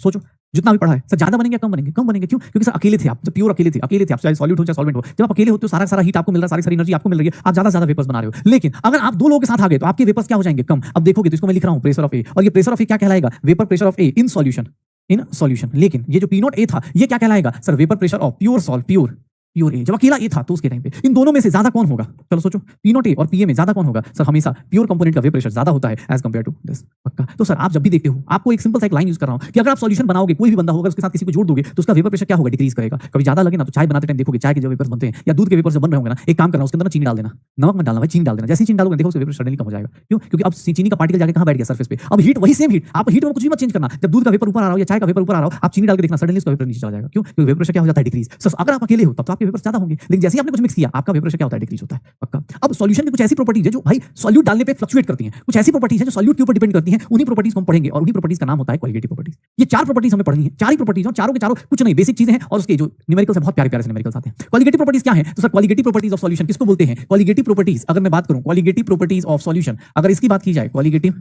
प्रॉपर्टीज ऑफ सॉल्यूशन की बात की जाए तो qualitative properties solution is defined as, इसको हम लोग डिफाइन करेंगे, defined as property of solution, property of solution, property of solution, property of solution, qualitative properties of solution is defined as property of solution which depends on, ध्यान सुनिएगा, which depends only on सिर्फ और सिर्फ किस पे depend करे? Number of solute particles, जो सिर्फ और सिर्फ किस पे डिपेंड करेगा? नंबर ऑफ सॉल्यूट पार्टिकल्स, जो सिर्फ और सिर्फ किस पे डिपेंड करेगा? Number of solute particles, irrespective of, उसको कोई फर्क नहीं पड़ रहा, irrespective of the nature reactivity और सर और नेचर रिएक्टिविटी और size of particles, size of solute particles, इसको कोई फर्क नहीं पड़ता। ये सारी प्रॉपर्टीज सिर्फ और सिर्फ किस पे डिपेंड करती है? ये सारी प्रॉपर्टीज सिर्फ और सिर्फ किस पे डिपेंड करती है? नंबर ऑफ सॉल्यूट पार्टिकल्स पे। किस पे डिपेंड करेगी? नंबर ऑफ सॉल्यूट पार्टिकल्स पे। सिर्फ और सिर्फ किस पे डिपेंड कर रही है? नंबर ऑफ सॉल्यूट पार्टिकल्स पे। ये क्वालिटेटिव प्रॉपर्टीज कहलाती हैं। ये सॉल्यूशन की कुछ ऐसी प्रॉपर्टी जो सिर्फ और सिर्फ नंबर ऑफ सॉल्यूट पार्टिकल्स पे डिपेंड करे, उसी को क्या बोलेंगे? क्वालिटेटिव प्रॉपर्टी बोलेंगे। ध्यान सुनना, क्वालिटेटिव प्रॉपर्टीज हमारे पास चार टाइप के मिलेंगे। 4 क्वालिटेटिव प्रॉपर्टीज हमारे सिलेबस में हमें पढ़ने हैं। 4 क्वालिटेटिव प्रॉपर्टीज हमें पढ़ने हैं। 4 क्वालिटेटिव प्रॉपर्टीज कौन सी हैं? तो ये ऑलरेडी तुम्हें पता है कौन कौन सी हैं। तो सर पहली चीज अभी जस्ट पढ़ा है, बस इसको नाम लिख रहा हूं, relative lowering in vapour pressure. इसका नाम क्या होगा? Relative lowering in vapour pressure. Vapour pressure का रिलेटिव लोअरिंग मतलब अभी जस्ट पढ़ा कि कोई भी सॉल्यूशन बनाओगे वेपर प्रेशर क्या होगा? सर डिक्रीज करेगा। तो इसको हम लोग क्या रख देते हैं? आरएलवीपी बोल देते हैं। क्या बोल देते हैं? आरएलवीपी बोल देते हैं, relative lowering in vapour pressure. Second one, elevation in boiling point. क्या बोल देते हैं? Elevation in boiling point, elevation in boiling point. Sir elevation in boiling point, इसको हम लोग क्या बोल देंगे? Delta TB. सर ये क्या कहलाएगा? Delta TB. Obvious vapour pressure decrease कर रहा है तो बॉइलिंग पॉइंट क्या होगा? इंक्रीज करेगा। थर्ड वन, अगर थर्ड वन की बात की जाए, depression in freezing point, depression in freezing point, depression in freezing point, depression in freezing point, delta TF. और फोर्थ वन जो थोड़ा एब्सोल्यूट वैल्यू है, that is known as osmotic pressure, osmotic pressure. ये चार क्वालिटेटिव प्रॉपर्टीज होती है जिनको हमें पढ़ना है और इनके तीनों के तीनों, पहले तीनों जो होती हैं वो रिलेटिव क्वांटिटी है, मतलब इनमें हम चेंजेस देखते हैं, लेकिन जो लास्ट वाली होती है वही हम लोग बायोमोलिक्यूल्स में सबसे ज्यादा यूज करते हैं। ये एब्सोल्यूट क्वांटिटी होती है। ये क्या होती है? एब्सोल्यूट क्वांटिटी होती है, एब्सोल्यूट क्वांटिटी होती है। ये अपने पास भैया इनकी एक्जैक्ट वैल्यू निकाल सकते हैं। इनमें क्या चेंज देखना है? Relative lowering vapour pressure, depression in freezing point, elevation in boiling point, ये रिलेटिव चेंज देखते हैं और ये क्या है? एब्सोल्यूट वैल्यू होती है। इसलिए हम आज के टाइम पे ज्यादा प्रेफर किसको करते हैं? ऑस्मोटिक प्रेशर को। पक्का चार क्वालिटेटिव प्रॉपर्टीज पढ़नी है। पहली क्वालिटेटिव प्रॉपर्टीज ध्यान सुनिएगा, पहली क्वालिटेटिव प्रॉपर्टीज क्या है? Relative lowering in vapour pressure, relative lowering in vapour pressure. Sir अगर मैं इसकी बात करूं, ध्यान सुनिएगा, आरएलवीपी की अगर मैं इसकी बात करता हूं तो सुनिएगा, relative lowering in vapour pressure का मतलब क्या है? अभी जस्ट आपको थोड़ी देर पहले ही बताया कि अगर प्योर कंपोनेंट है, अगर मान लो ये प्योर सॉल्वेंट है, ये देखिएगा, अगर ये प्योर सॉल्वेंट है, ये प्योर सॉल्वेंट है, प्योर सॉल्वेंट है, प्योर सॉल्वेंट है, तो इसका वेपर प्रेशर, यहां पर जो वेपर प्रेशर बनेगा, यहां पर जो वेपर प्रेशर बनेगा वो सर कितना बन जाएगा? यहां पर जो वेपर प्रेशर बनेगा उसको हम लोग क्या बोल देंगे? P1 not. क्या होगा? Vapour pressure of pure 1, sir pure 1, pure solvent 1 का बनेगा। अगर मैं इसी का सॉल्यूशन का बना दूं, ध्यान सुनना, अगर मैं ऐसा बना दूं, अब इसी के अंदर a प्लस बी बना दूं या 1 के साथ 2 डाल दूं, 1 प्लस 2, 2 मतलब सॉल्यूट, 1 मतलब सॉल्वेंट, 1 मतलब सॉल्वेंट और 2 मतलब क्या हो गया सॉल्यूट। तो तुम्हें भी पता है सॉल्वेंट का वेपर प्रेशर अब उतना नहीं रहेगा, अभी जस्ट थोड़ी देर पहले पढ़ा, अब सॉल्वेंट का वेपर प्रेशर उतना नहीं रहेगा, कितना हो जाएगा P1 vapour pressure of solvent या इन सॉल्यूशन, या फिर ऑब्वियस सॉल्वेंट ज्यादा होता है तो इसी को क्वेश्चन में हो सकता है वेपर प्रेशर ऑफ सॉल्यूशन भी लिख दिया जाए। क्वेश्चन में देख लीजिएगा, अगर आप अकेले हैं तो आप सॉल्वेंट है, आपका वेपर प्रेशर कितना होगा P1 नॉट, बाद में कितना होगा P1, क्यों? क्योंकि आपका कम हो गया। अच्छा कोई बोले सर सॉल्यूट का क्यों नहीं ले रहे? भैया सॉल्यूट बहुत लेस क्वांटिटी में होता है तो हम उसके ऊपर ना कंपेयर करके हम किसको कंपेयर करेंगे? सॉल्वेंट के ऊपर, क्योंकि सॉल्यूशन का मेजर पार्ट क्या है? सॉल्वेंट, हम उसके ऊपर देखेंगे। एक बात बताइएगा सर, इतना तो पता चल गया कि P1 की value less than P1 not होगी, ये तो पहले से ही पता है। P1 की वैल्यू कितनी होगी? चलो P1 की वैल्यू बताओ। तो sir according to Raoult's law, ये कहां से पता चलेगा? अकॉर्डिंग टू राउल्स लॉ, ये तो लास्ट क्लास में ही पढ़ा था। According to Raoult's law, according to Raoult's law क्या होगा? तो सर ये लास्ट क्लास में ये पढ़ा था अकॉर्डिंग टू राउल्स लॉ। अब देखिएगा, अगर देखिएगा इसके बारे में बात करो, P1 is less than P1। Sir lowering in vapour pressure की बात की जाए, कितना वेपर प्रेशर लोअर हो रहा है? लोअरिंग इन वेपर प्रेशर की बात की जाए तो सर पहले कितना था? इतना, बाद में कितना हो गया? इतना। सर ये किसके इक्वल हो गया? P1 not minus P1 not Chi1 लिख सकते हैं, यही होगा P1 not minus P1 not Chi1, या फिर इसी को कॉमन ले लो तो P1 नॉट 1 माइनस Chi1 लिख सकते हो। श्योर हो? देखना एक बार ध्यान से सुनना, लोअरिंग इन वेपर प्रेशर की बात कर रहे हैं, लोअरिंग इन वेपर प्रेशर की बात कर रहे हैं। अब मुझसे किसने बोल दिया कि सर ये वेपर प्रेशर लोअरिंग, मुझे क्या निकालना है? Relative lowering. अच्छा इसको क्वालिटेटिव प्रॉपर्टी क्यों नहीं बोल सकते? इसको क्वालिटेटिव प्रॉपर्टी क्यों नहीं बोल सकते लोअरिंग इन वेपर प्रेशर को? सर क्योंकि ना ये किस पे डिपेंड कर रहा है? सॉल्वेंट पे भी डिपेंड कर रहा है, ये सॉल्वेंट पे भी डिपेंड कर रहा है। इसको आप क्या बोलेंगे? P1 नॉट Chi2 लिख सकते हैं, क्यों? क्योंकि हमें पता है Chi1 प्लस Chi2 सॉल्यूट और सॉल्वेंट का मोल फ्रैक्शन ऐड करते हैं तो कितना होता है? 1 होता है। Chi1 प्लस Chi2 की वैल्यू कितनी हो जाएगी? 1 हो जाएगी। तो सर 1 माइनस Chi1 को क्या लिखेंगे? Chi2। ध्यान से रखिएगा, लोअरिंग इन वेपर प्रेशर, इसको delta P is equals to P1 naught Chi2 लिख सकता हूं।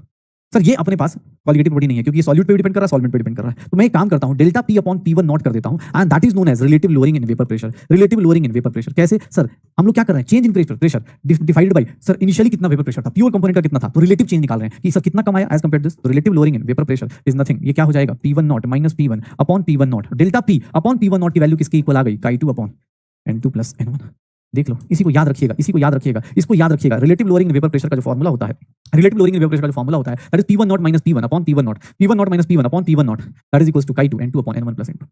पक्का हो जाएगा। तो ये relative lowering in vapour pressure है, relative lowering in vapour pressure है, relative lowering in vapour pressure है, यही हम लोग को याद रखना है। लेकिन याद रखिएगा एक चीज और, ये सबके लिए वैलिड है, लेकिन ध्यान सुनना, इन केस ऑफ ध्यान सुनना एक चीज बहुत इंपॉर्टेंट चीज, ये फॉर्मूला आप यूज करेंगे जबरदस्त न्यूमेरिकल करेंगे कोई दिक्कत नहीं, लेकिन in case of very dilute solution, in case of very dilute solution, very dilute solution का मतलब हो गया कि sir N1 is very much greater than N2, मतलब सर N1 प्लस N2 को आप क्या ले सकते हो? ऑलमोस्ट इक्वल्स टू N1 ले सकते हो। जब बहुत ही डाइल्यूट सॉल्यूशन आ जाए, मतलब अगर नंबर ऑफ मोल्स से कंपेयर करें तो नंबर ऑफ मोल्स N1 का बहुत ज्यादा हो जाए, सॉल्वेंट का वैल्यू बहुत ज्यादा हो जाए, सॉल्वेंट के नंबर मोल्स बहुत ज्यादा हो जाए, तो उस केस में, या फिर बहुत डाइल्यूट देखना है तो एक तो ये तरीका हो गया कि बहुत डाइल्यूट सॉल्यूशन ऐसे पहचान लो, या फिर अगर मैं बोल दूं सर Chi2 की वैल्यू बहुत छोटी आ जाए, क्यों? क्योंकि सर N2 अपॉन N1 की वैल्यू बहुत छोटी आ जाए, जब Chi2 mole fraction of solute बहुत छोटी आ जाए, या फिर डाइल्यूट सॉल्यूशन पहचानना है तो आप क्या बोलोगे? Sir delta P change in pressure बहुत कम आए, मतलब आपका प्रेशर चेंज ही नहीं कर रहा, थोड़ा बहुत चेंज कर रहा है, तो उस केस में in case of very dilute solution 1 2 3 इन तीनों केस में से आप देख लीजिए तो relative lowering in vapour pressure का जो फॉर्मूला होता है P1 not minus P1 upon P1 not that will become N2 upon N1, या फिर हम लोग अगर molar mass given mass upon molar mass upon ये करें तो हमारे पास कौन सा फॉर्मूला आ जाएगा?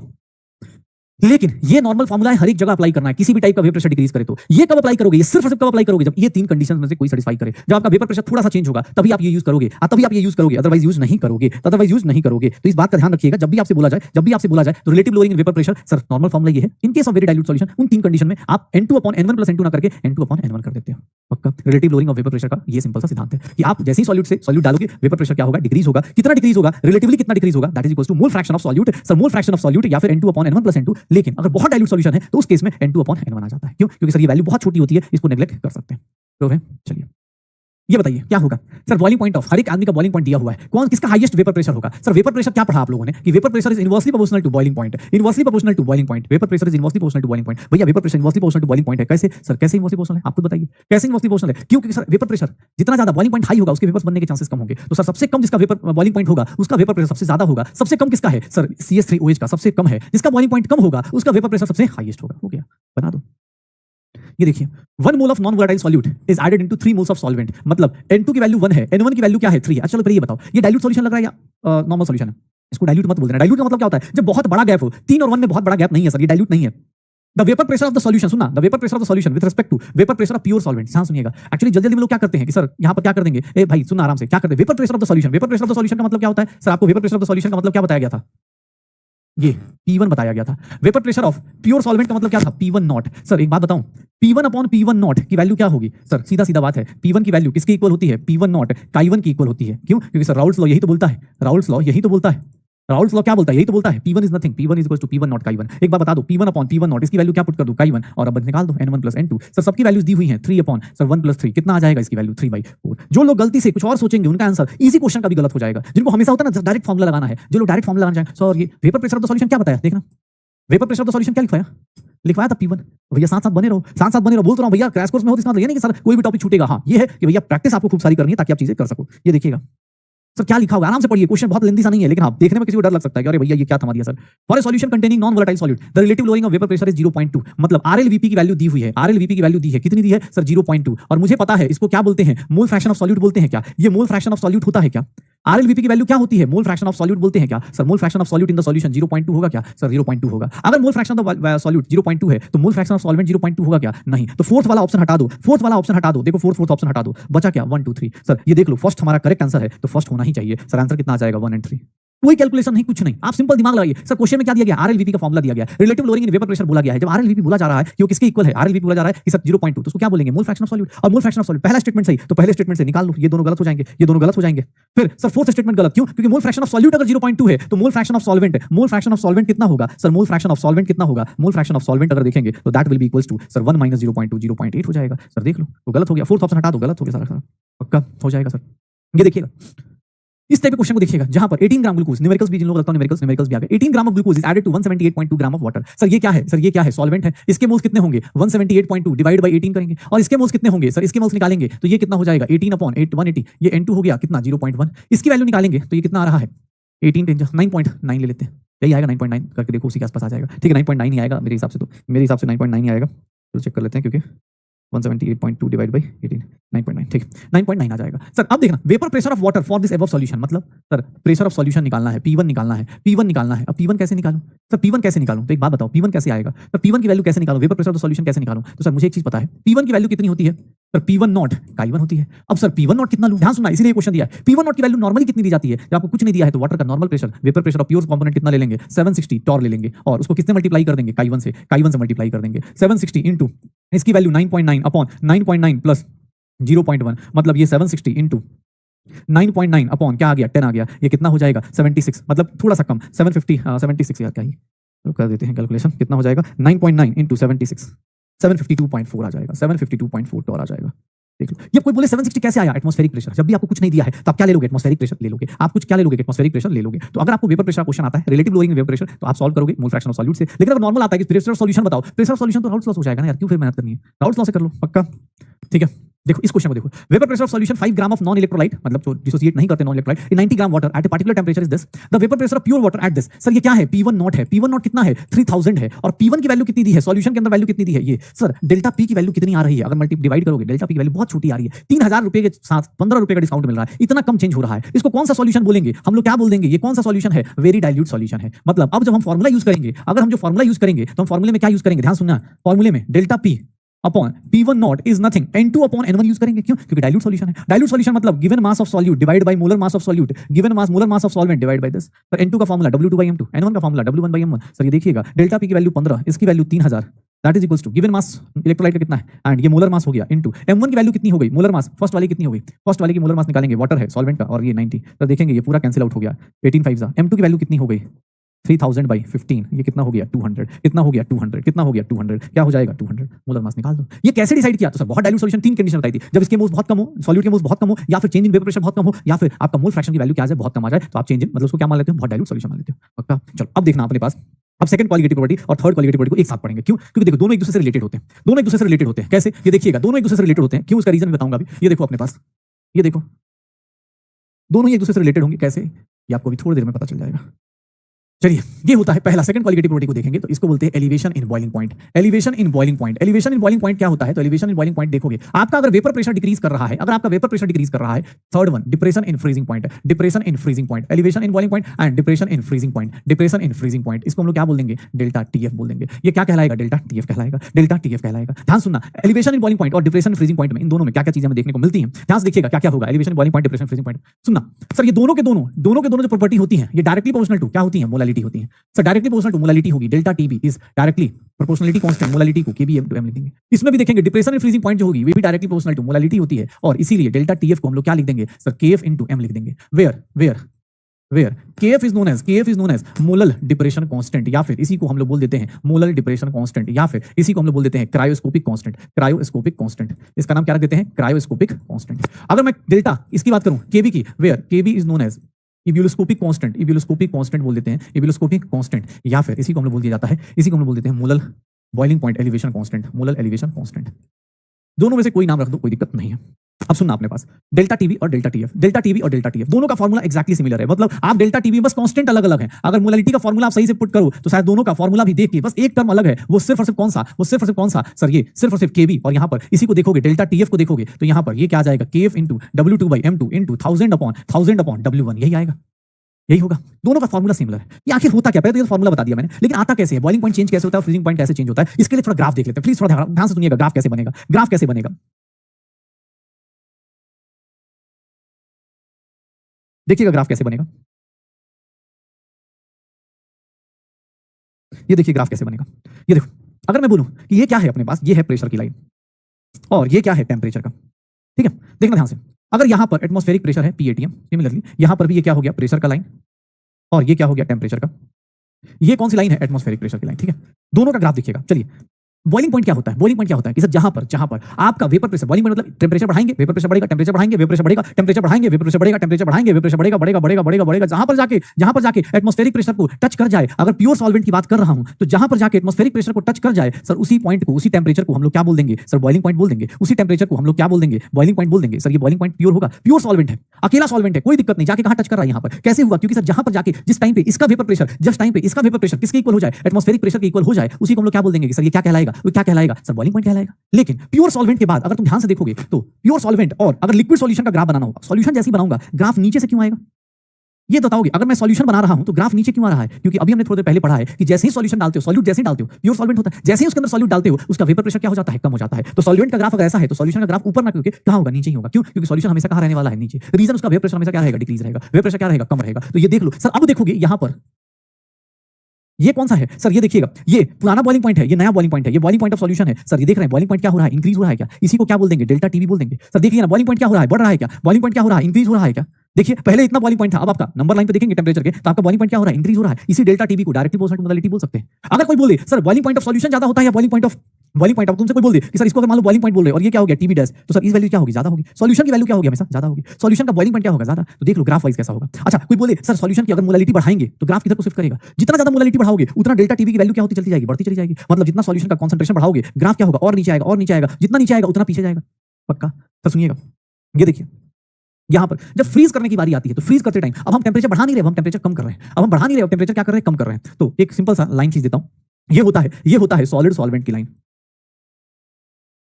सॉलिड सॉल्वेंट मतलब इस पॉइंट को आप टच करोगे तो सॉलिड सॉल्वेंट कहलाओगे। देखिएगा अब देखना ग्राफ ऊपर नहीं जा रहा, अब कम कर रहा है क्योंकि टेम्परेचर फ्रीजिंग पॉइंट की बात है। सर ये प्योर सॉल्वेंट है। अगर प्योर सॉल्वेंट की बात करें तो प्योर सॉल्वेंट जो होगा वो कैसे डिक्रीज कर रहा है? देखिए उसका टेम्परेचर क्या कर रहा है? धीरे डिक्रीज कर रहा है। तो देखिएगा उसका फ्रीजिंग पॉइंट क्या हुआ? ये उसका पहला फ्रीजिंग पॉइंट हुआ। ये प्योर फ्रीजिंग पॉइंट हुआ कि जिस टाइम पे उसका वेपर प्रेशर क्या हो जाए sir? Solid solvent just time पे वो किसको टच कर जाए? सॉलिड सॉल्वेंट को टच कर जाएगा, उसी को क्या बोलेंगे? Freezing point. फ्रीजिंग पॉइंट वो टेम्परेचर है जहां पर लिक्विड किसमें कन्वर्ट करना शुरू करेगा? सॉलिड में। मतलब उस टाइम पे जो लिक्विड होगा वो किसके साथ इक्विलिब्रियम में आ जाएगा? सॉलिड के साथ। उस टाइम पे फ्रीजिंग पॉइंट प्योर सॉल्वेंट है। अगर सॉल्यूशन करेंगे, फिर से यही कॉन्सेप्ट अपनाइए। सॉल्यूशन में क्या होगा सर? सॉल्यूशन में आपका देखेंगे तो सॉल्यूशन कैसा होता है? सॉल्यूशन सर सॉल्यूशन में जाएंगे तो ऑब्वियस आपका क्या हो जाएगा? सॉल्यूशन के केस में क्या हो जाएगा? सॉल्यूशन में आपका ग्राफ कहां जाएगा? नीचे। और जब नीचे आएगा तो कहां टच करेगा? कहां कांटेक्ट करेगा? यहां पर कांटेक्ट करेगा। देखिएगा अब की बार बॉइलिंग पॉइंट में क्या हो रहा था? बढ़ रहा था। फ्रीजिंग पॉइंट क्या हो रहा है? पीछे की तरफ आ रहा है। तो इसको क्या बोलेंगे? Depression delta TF. अगर तुमसे कोई बोल दे कि sir boiling point of the solution बताइए, तो आप क्या बोलेंगे कि सर एक काम कीजिए, जो बॉइलिंग पॉइंट ऑफ सॉल्वेंट है उसमें क्या ऐड करेंगे? डेल्टा टीवी ऐड कर देंगे। यही करेंगे ना, क्योंकि बॉइलिंग पॉइंट में जितना ये सॉल्यूशन का बॉइलिंग पॉइंट पूछ रहा है तो क्या करेंगे सर? इसमें ये ऐड कर देंगे। लेकिन अगर फ्रीजिंग पॉइंट ऑफ सॉल्यूशन पूछा जाए तो क्या लगता है आपको? फ्रीजिंग पॉइंट ऑफ सॉल्यूशन में सर जो आपका पहले का फ्रीजिंग पॉइंट है उसमें आप क्या करेंगे सर? डेल्टा टीएफ क्या करेंगे? माइनस कर देंगे। क्यों? क्योंकि सर अब आपका डिक्रीज कर रहा है। अब आप कहां जा रहे हो? पीछे की तरफ जा रहे हो। कहां जा रहे हो? आप पीछे की तरफ जा रहे हो। अब आप कहां जा रहे हो? पीछे की तरफ जा रहे हो। ये जो गैप है इसी को हम लोग क्या बोलते हैं? डेल्टा टीएफ बोलते हैं। तो अब आप पीछे की तरफ जा रहे हो। ये पहले का फ्रीजिंग पॉइंट है और ये सॉल्यूशन का फ्रीजिंग पॉइंट है। तो याद रखिएगा जब आपका बॉइलिंग पॉइंट या फ्रीजिंग पॉइंट की बात की जाए, जब आप सॉल्यूट डालते हो तो सॉल्यूट डालते हैं, सॉल्यूशन का वेपर प्रेशर क्या होता है? डिक्रीज होता है। सॉल्यूशन का वेपर प्रेशर क्या होता है? डिक्रीज होता है। और इसी कारण बॉइलिंग पॉइंट क्या होगा? इंक्रीज होगा और फ्रीजिंग पॉइंट क्या होगा? डिक्रीज होगा। ग्राफ को देख लीजिएगा ध्यान से, एनसीईआरटी में दिया हुआ है तो इसके क्वेश्चंस कभी भी आ सकते हैं। फिर से मैं पूछता हूं, अगर मैं कंसंट्रेशन ज्यादा करूंगा सर बॉइलिंग पॉइंट क्या होगा? बढ़ेगा। लेकिन फ्रीजिंग पॉइंट क्या होगा? कम होगा। बॉइलिंग पॉइंट जितना आगे बढ़ेगा फ्रीजिंग पॉइंट उतना ही बेचारा कहां चला जाएगा? पीछे चलता जाएगा। पक्का श्योर हो? यहां देख लो फ्रीजिंग पॉइंट क्या होता है? डिक्रीज करता है। तो याद रखिएगा, ध्यान सुनिएगा। अगर मैं मोलालिटी की बात कर रहा हूं तो अच्छा केबी और केएफ की बात कर लेते हैं। ठीक है ना? केबी क्या होता है? केबी क्या है फिर से? देखना ध्यान से, केबी क्या है तो sir molar boiling point elevation constant. KB क्या है molar boiling point elevation constant. KB क्या है molar boiling point elevation constant है, molar boiling point elevation constant है। केबी की वैल्यू देखोगे तो केबी की वैल्यू एक्सपेरिमेंटल होती है, that is R TB square 1000 times delta H, sir delta H TB square M और डेल्टा एच, ये क्या हो जाएगा वेपराइजेशन।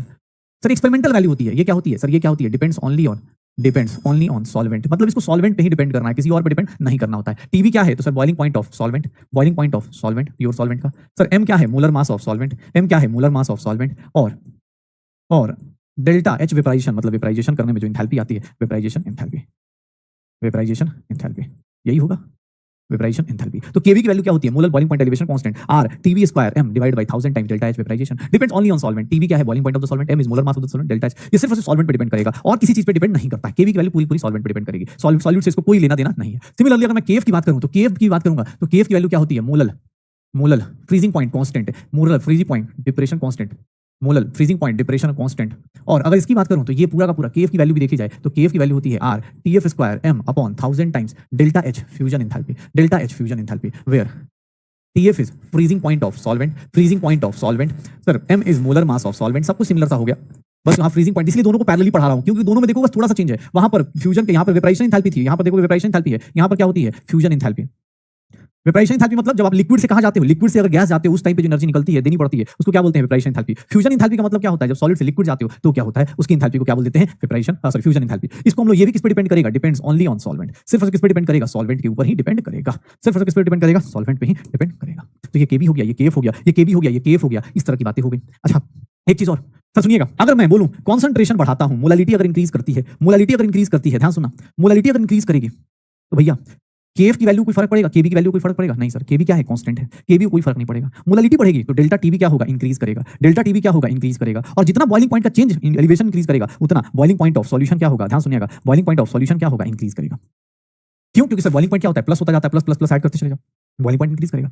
लेकिन अगर इस केस में बोलता हूं कि अब मोलालिटी इंक्रीज करती है, अगर अब मोलालिटी इंक्रीज करेगी भाई साहब, अगर यहां पर मोलालिटी इंक्रीज करती है तो सर केएफ तो क्या रहेगा कांस्टेंट, केएफ को क्या है ऑब्वियसली वो कांस्टेंट वैल्यू है, वो तो कांस्टेंट रहेगी। लेकिन सुनना अगर मोलालिटी इंक्रीज करेंगे तो सर मोलालिटी इंक्रीज करेंगे तो डेल्टा टीएफ की वैल्यू क्या होगी, डेल्टा टीएफ क्या होगा इंक्रीज करेगा, डेल्टा टीएफ क्या होगा इंक्रीज करेगा। लेकिन तुम खुद से सोचना सर डेल्टा टीएफ मतलब तुम्हारा ग्राफ किधर को जाना शुरू कर देगा, पीछे की तरफ जाना शुरू करेगा। देखना ये डेल्टा टीबी क्या है पॉजिटिव क्वांटिटी जा रहा है, आगे जा रहा है तो बॉइलिंग पॉइंट भी बढ़ रहा है और एलिवेशन में बॉइलिंग पॉइंट भी बढ़ रहा है। लेकिन ये डिप्रेशन फ्रीजिंग पॉइंट पीछे की तरफ आ रहा है, डेल्टा टीएफ बढ़ेगा तो क्या फ्रीजिंग पॉइंट बढ़ेगा क्या, नहीं sir, freezing point of solution क्या हो जाएगा, freezing point of solution decreases. ये ध्यान रखिएगा क्योंकि फ्रीजिंग पॉइंट में डिक्रीज की बात की जाएगी, फ्रीजिंग पॉइंट ऑफ सॉल्यूशन क्या होगा डिक्रीज होगा। डेल्टा टीएफ की न्यूमेरिकल वैल्यू बढ़ेगी और उसके कारण पीछे ग्राफ क्या होगा पीछे की तरफ चलता चला जाएगा, फ्रीजिंग पॉइंट ऑफ डिप्रेशन मतलब डिप्रेशन में फ्रीजिंग पॉइंट बढ़ता चला जाएगा। पक्का हो जाएगा सर, श्योर हो।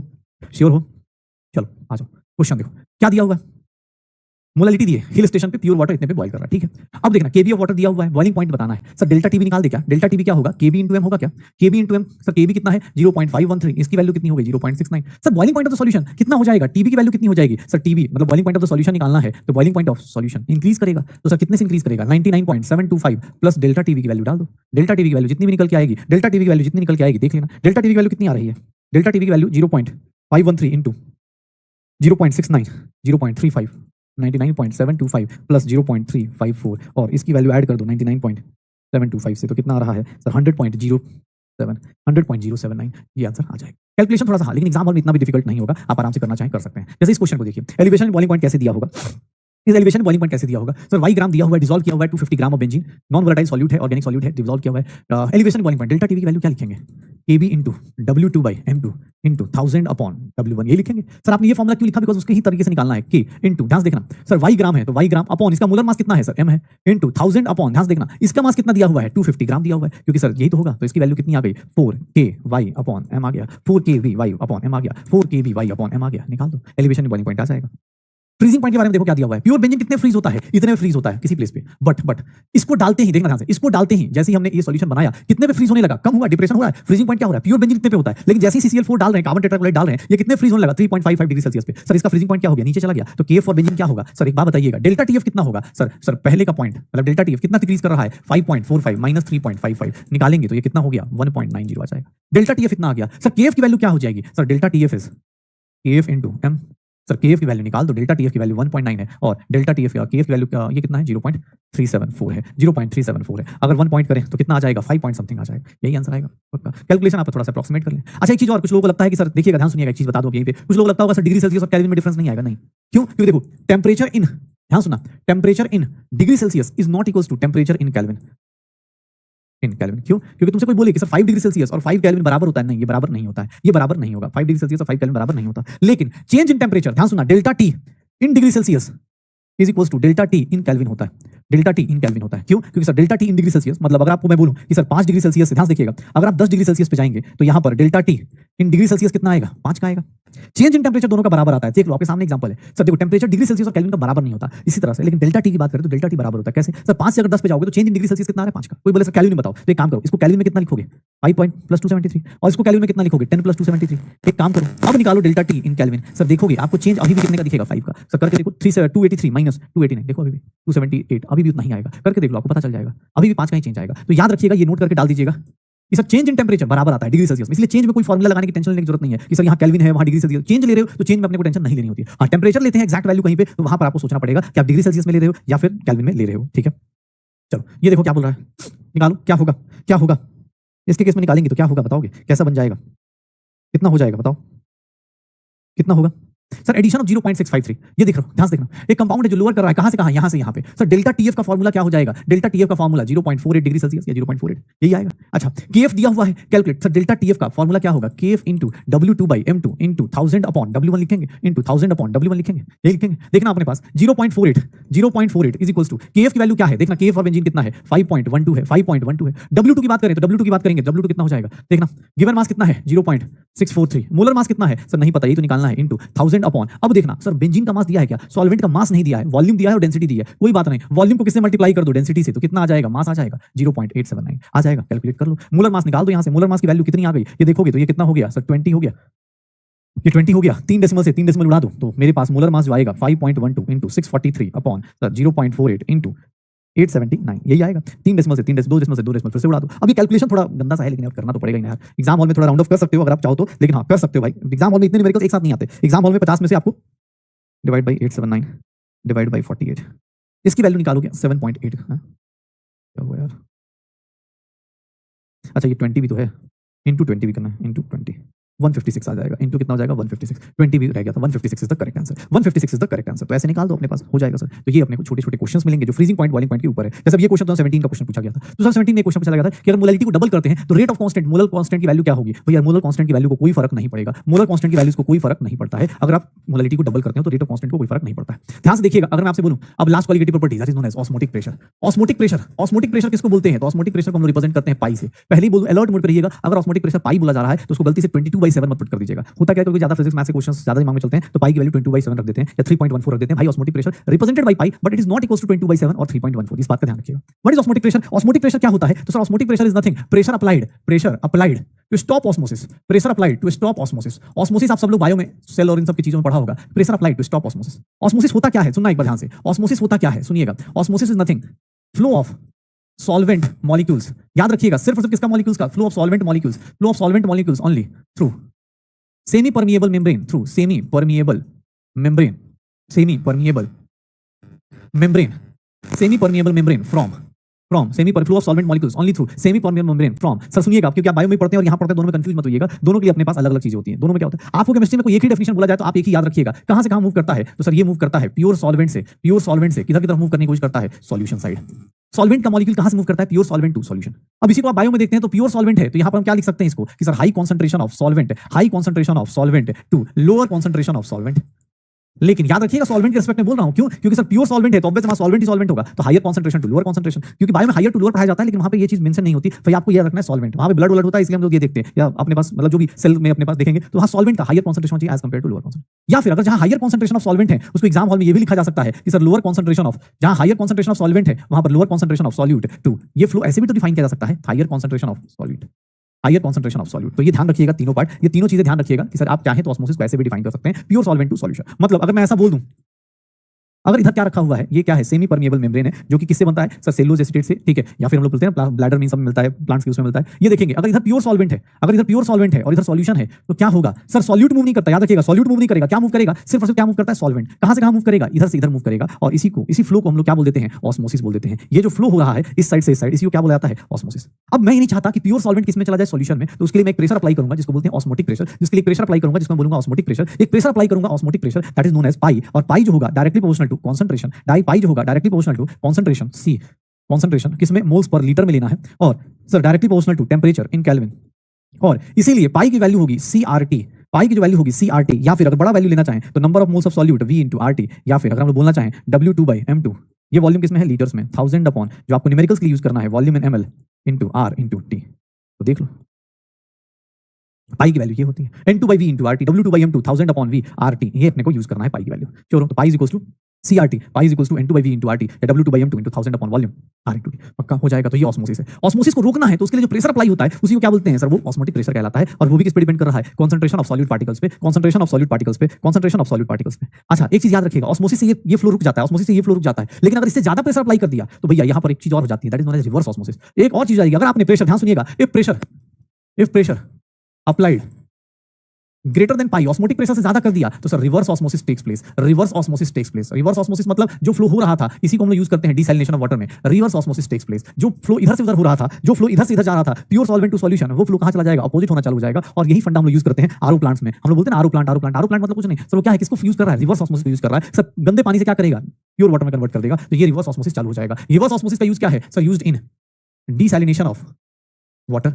सर आपको वाटर को प्यूरिफाई करने में हम लोग यूज करते हैं रिवर्स ऑस्मोसिस। क्या करा जाता है उसमें, प्रेशर किससे ज्यादा अप्लाई करते हैं, ग्रेटर देन पाई। अब ध्यान से देखना, ऑस्मोटिक प्रेशर के साथ एक चीज है, अगर दो लोगों का ऑस्मोटिक प्रेशर सेम है तो आप क्या बोल देते हो हम लोगों को, आइसोटोनिक सॉल्यूशन। तो आइसोटोनिक सॉल्यूशन मतलब दो लोगों का ऑस्मोटिक प्रेशर क्या करना है, आपको सेम करना है, पाई1 = पाई2। हो सकता है उनका कॉन्सेंट्रेशन सेम हो, टेंपरेचर सेम हो, जो सेम हो आपको मतलब नहीं, आप पाई1 = पाई2 कर दीजिए, आपका आइसोटोनिक सॉल्यूशन कहलाएगा। मतलब अगर दो सॉल्यूशन का ऑस्मोटिक प्रेशर सेम है तो उनको हम लोग क्या बोलेंगे कि सर आइसोटोनिक सॉल्यूशन है। अगर आपका पाई1 ग्रेटर देन पाई2 है तो देख लीजिएगा ध्यान से, पाई1 को हम लोग क्या बोल देंगे सर, ये आपका प्रेशर ज्यादा है तो आप कहलाएंगे हाइपरटोनिक सॉल्यूशन, आपको क्या बोलेंगे, हाइपरटोनिक सॉल्यूशन। और अगर आपका प्रेशर कम है तो आपको क्या बोल देंगे, हाइपोटोनिक सॉल्यूशन। हाइपरटोनिक, और ये क्या कहलाएगा, hypotonic solution.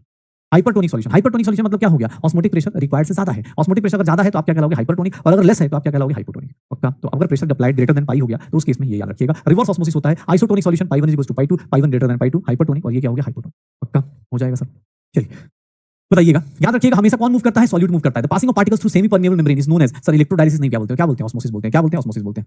To solutions have different osmotic pressure, तो solution of higher osmotic pressure को क्या बोलेंगे, जिसका ऑस्मोटिक प्रेशर ज्यादा उसको हम लोग क्या बोलते हैं, हाइपरटोनिक बोलते हैं, उसको हम लोग क्या बोलते हैं, hypertonic. Osmotic pressure of 0.2 molar solution of urea at 300 kelvin, R की वैल्यू दी हुई है, ऐसे आर की वैल्यू मैंने पहले ही बताई हुई है शायद, कहां पर याद करो सर, फर्स्ट चैप्टर में ही हमने बताया हुआ है, पाई = CRT, सीधा सीधा फॉर्मूला यूज कर लो, 0.2 इसकी वैल्यू 1/12 लेके भी कर सकते हैं, 300 ये कितना हो गया 10, ये कितना हो गया 6 से ये कितना हो गया 50। पाई की वैल्यू 5 ATM के आसपास आएगी, और 5 ATM के आसपास का ऑप्शन क्या कर देंगे, ये टिक मार देंगे, क्योंकि ऑब्वियस आप राउंड ऑफ करोगे ना। हमने क्या बोला था, इसकी वैल्यू कितनी ले सकते हैं, 1/12 ले सकते हैं। 8.314 को क्या ले सकते हैं, 25/3 ले सकते हैं, 25/3 ले सकते हैं। ये देखिएगा, mass by volume aqua solution of urea पाई1 is related with 10% W/W glucose का किस तरह से रिलेटेड होगा, दोनों का ऑस्मोटिक प्रेशर अलग होगा या कम होगा। ये मास बाय वॉल्यूम का मतलब क्या होता है कि sir 10 gram of urea is present in 100 ml of volume, 100 ml of solution. इसका मतलब यही है ना, याद करो। और इसका मतलब क्या होगा sir, 10 gram of glucose is present in 10 gram of glucose is present in 10 gram of glucose is present in 100 ml of solution. ये काम करते हैं सर। पाई1 की वैल्यू क्या होगी सर, पाई1 की वैल्यू निकालने जाओगे तो सर इसका मास दिया हुआ है, पाई का वैल्यू, पाई का फॉर्मूला क्या लिख सकते हैं सर, देखिए आपको अभी पीछे लिखवाया है, W2/M2 1000 times volume into R into T। पाई1 की वैल्यू क्या लिखेंगे, 10 अपॉन सर यूरिया का मास होता है molar mass 60 sir, 1000 upon volume of solution कितना है 100, आर की वैल्यू कितनी है सर, आर को रहने देते हैं, टेंपरेचर को भी रहने देते हैं क्योंकि कुछ भी नहीं दिया हुआ है, कुछ भी नहीं दिया हुआ है। पाई2 की वैल्यू देख लो, तो पाई2 की वैल्यू 10 अपॉन सर ग्लूकोज का मास कितना होता है 180 into 1000 upon sir 100 into R into T। एक बात बताऊं, जब बाकी सब कुछ सेम है, बाकी सब कुछ सेम है तो ऑस्मोटिक प्रेशर ये सेम है, ये सेम है, RT सेम है, तो osmotic pressure inversely proportional to क्या हो जाएगा, मोलर मास हो जाएगा। बाकी सब कुछ सेम है, सब कुछ सेम है, osmotic pressure inversely proportional to क्या हो जाएगा, मोलर मास। जिसका मोलर मास ज्यादा हुआ उसका ऑस्मोटिक प्रेशर क्या हो जाएगा, कम हो जाएगा। बाकी आप कैलकुलेट करके भी चेक करना चाहें, कैलकुलेट करके चेक कर लीजिए। आप ये देख लीजिए सर, मोलर मास ही तो डिफरेंट है, जिसको 180 से डिवाइड करेंगे सर, पाई1 की वैल्यू क्या आएगी, ग्रेटर देन पाई2 आएगी। पाई1 की वैल्यू ग्रेटर देन क्या आ जाएगी, पाई2 आ जाएगी। पाई1 की वैल्यू ग्रेटर देन क्या आ जाएगी, पाई2 आ जाएगी। पक्का हो जाएगा सर, श्योर हो, देख लो। चलिए फिर से अब ये बताइए, अब देखो अगर कुछ नहीं दिया है तो हमेशा क्या ले लोगे, मास बाय वॉल्यूम ले लोगे सर। अगर यहाँ नहीं दिया है तो मास बाय वॉल्यूम ले लोगे। ऑस्मोटिक प्रेशर कैलकुलेट करके निकालो, क्या निकलेगा, क्या निकलेगा, चलो निकाल के देखो sir. 5% W/V of cane sugar लेंगे तो सर केन शुगर का मतलब क्या हो गया, C12H22O11, C12H22O11। इसका मोलर मास निकालने जाएंगे सर, इसका मोलर मास क्या होगा, 342 होता है।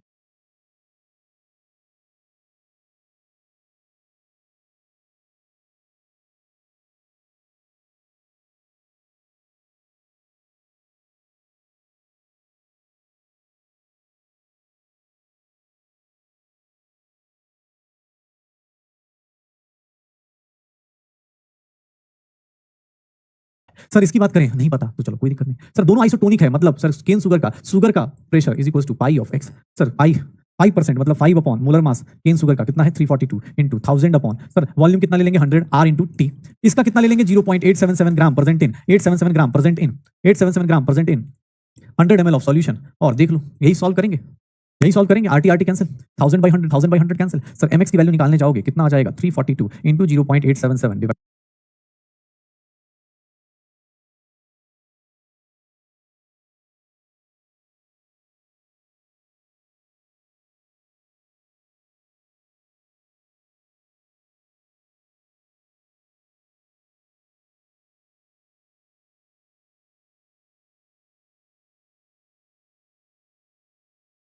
डिवाइड बाई 5 आ जाएगा। सर कैलकुलेट कीजिए जितना भी आए, और जहां तक मुझे लगता है आप कैलकुलेट करके देखेंगे 342 इंटू 0.877 डिवाइडेड बाई 5 तो अप्रॉक्सीमेटली 59 के आसपास 9.98।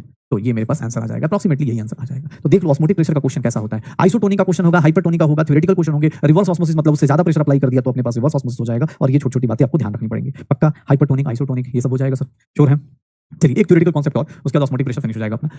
The following property can provide molar mass of proteins with greater precision. याद रखिएगा ये तीनों प्रॉपर्टी शुरुआत में बोला था, ये रिलेटिव टर्म है। यहाँ इंक्रीज देख रहे हैं, डिक्रीज देख रहे हैं, सर इसका कितना इंक्रीज कर रहा है, ये कितना डिक्रीज कर रहा है, ये कितना इंक्रीज कर रहा है। एक ऑस्मोटिक प्रेशर है जो रिलेटिव वैल्यू नहीं है, ये एब्सोल्यूट वैल्यू है, एब्सोल्यूट वैल्यू है। रीजन क्या है कि सर पाई की जो वैल्यू है ना, इसको किसी पीछे वाली वैल्यू से कंपेयर करने की जरूरत नहीं। जैसे इसमें क्या देखना पड़ेगा, पहले का बॉइलिंग पॉइंट देखो, इसमें क्या देखना पड़ेगा, पहले का फ्रीजिंग पॉइंट देखो, अब का फ्रीजिंग पॉइंट देखो, कितना चेंज हुआ, रिलेटिव चेंज है, यहाँ पर रिलेटिव चेंज है। ये क्या एब्सोल्यूट वैल्यू है, pi is equals to CRT. और यहाँ पर इसको हम लोग क्यों बोलते हैं कि सर सबसे अच्छा हमारे पास क्वालिटेटिव प्रॉपर्टी है, क्योंकि इसका रीजन होता है सर इसमें ना, अगर कॉन्सेंट्रेशन को आर को जनरली कितना लेते हैं 25 बाई आर को जितना मान लो 1/12 भी ले लें इंटू टेम्परेचर नॉर्मली कितना लेते हैं 298 केल्विन या 300। तो ये हमेशा ना ये नंबर जो होता है 25 के आसपास होता है। अगर कॉन्सेंट्रेशन थोड़ा सा भी चेंज करेगा तो उसकी वैल्यू पाई ऑस्मोटिक प्रेशर की वैल्यू क्या आएगी 25 टाइम्स ज्यादा आएगी, 25 टाइम्स ज्यादा आएगी। मतलब स्केल पे मेजरमेंट करना या इसकी एब्सोल्यूट वैल्यू से चेक कर पाना बहुत आसान होता है। इसीलिए ऑस्मोटिक प्रेशर को हम लोग ज्यादा यूज करते हैं एज मतलब सबसे ज्यादा सुटेबल क्वालिटेटिव प्रॉपर्टी बोलते हैं, ताकि आप सारे जो बायोलॉजिकल हैं प्रोटीन्स का स्ट्रक्चर इन सब के लिए भी हम लोग यूज करते हैं, क्योंकि वहां पर थोड़ा भी कॉन्सेंट्रेशन चेंज किया तो ये सब क्या करेगा,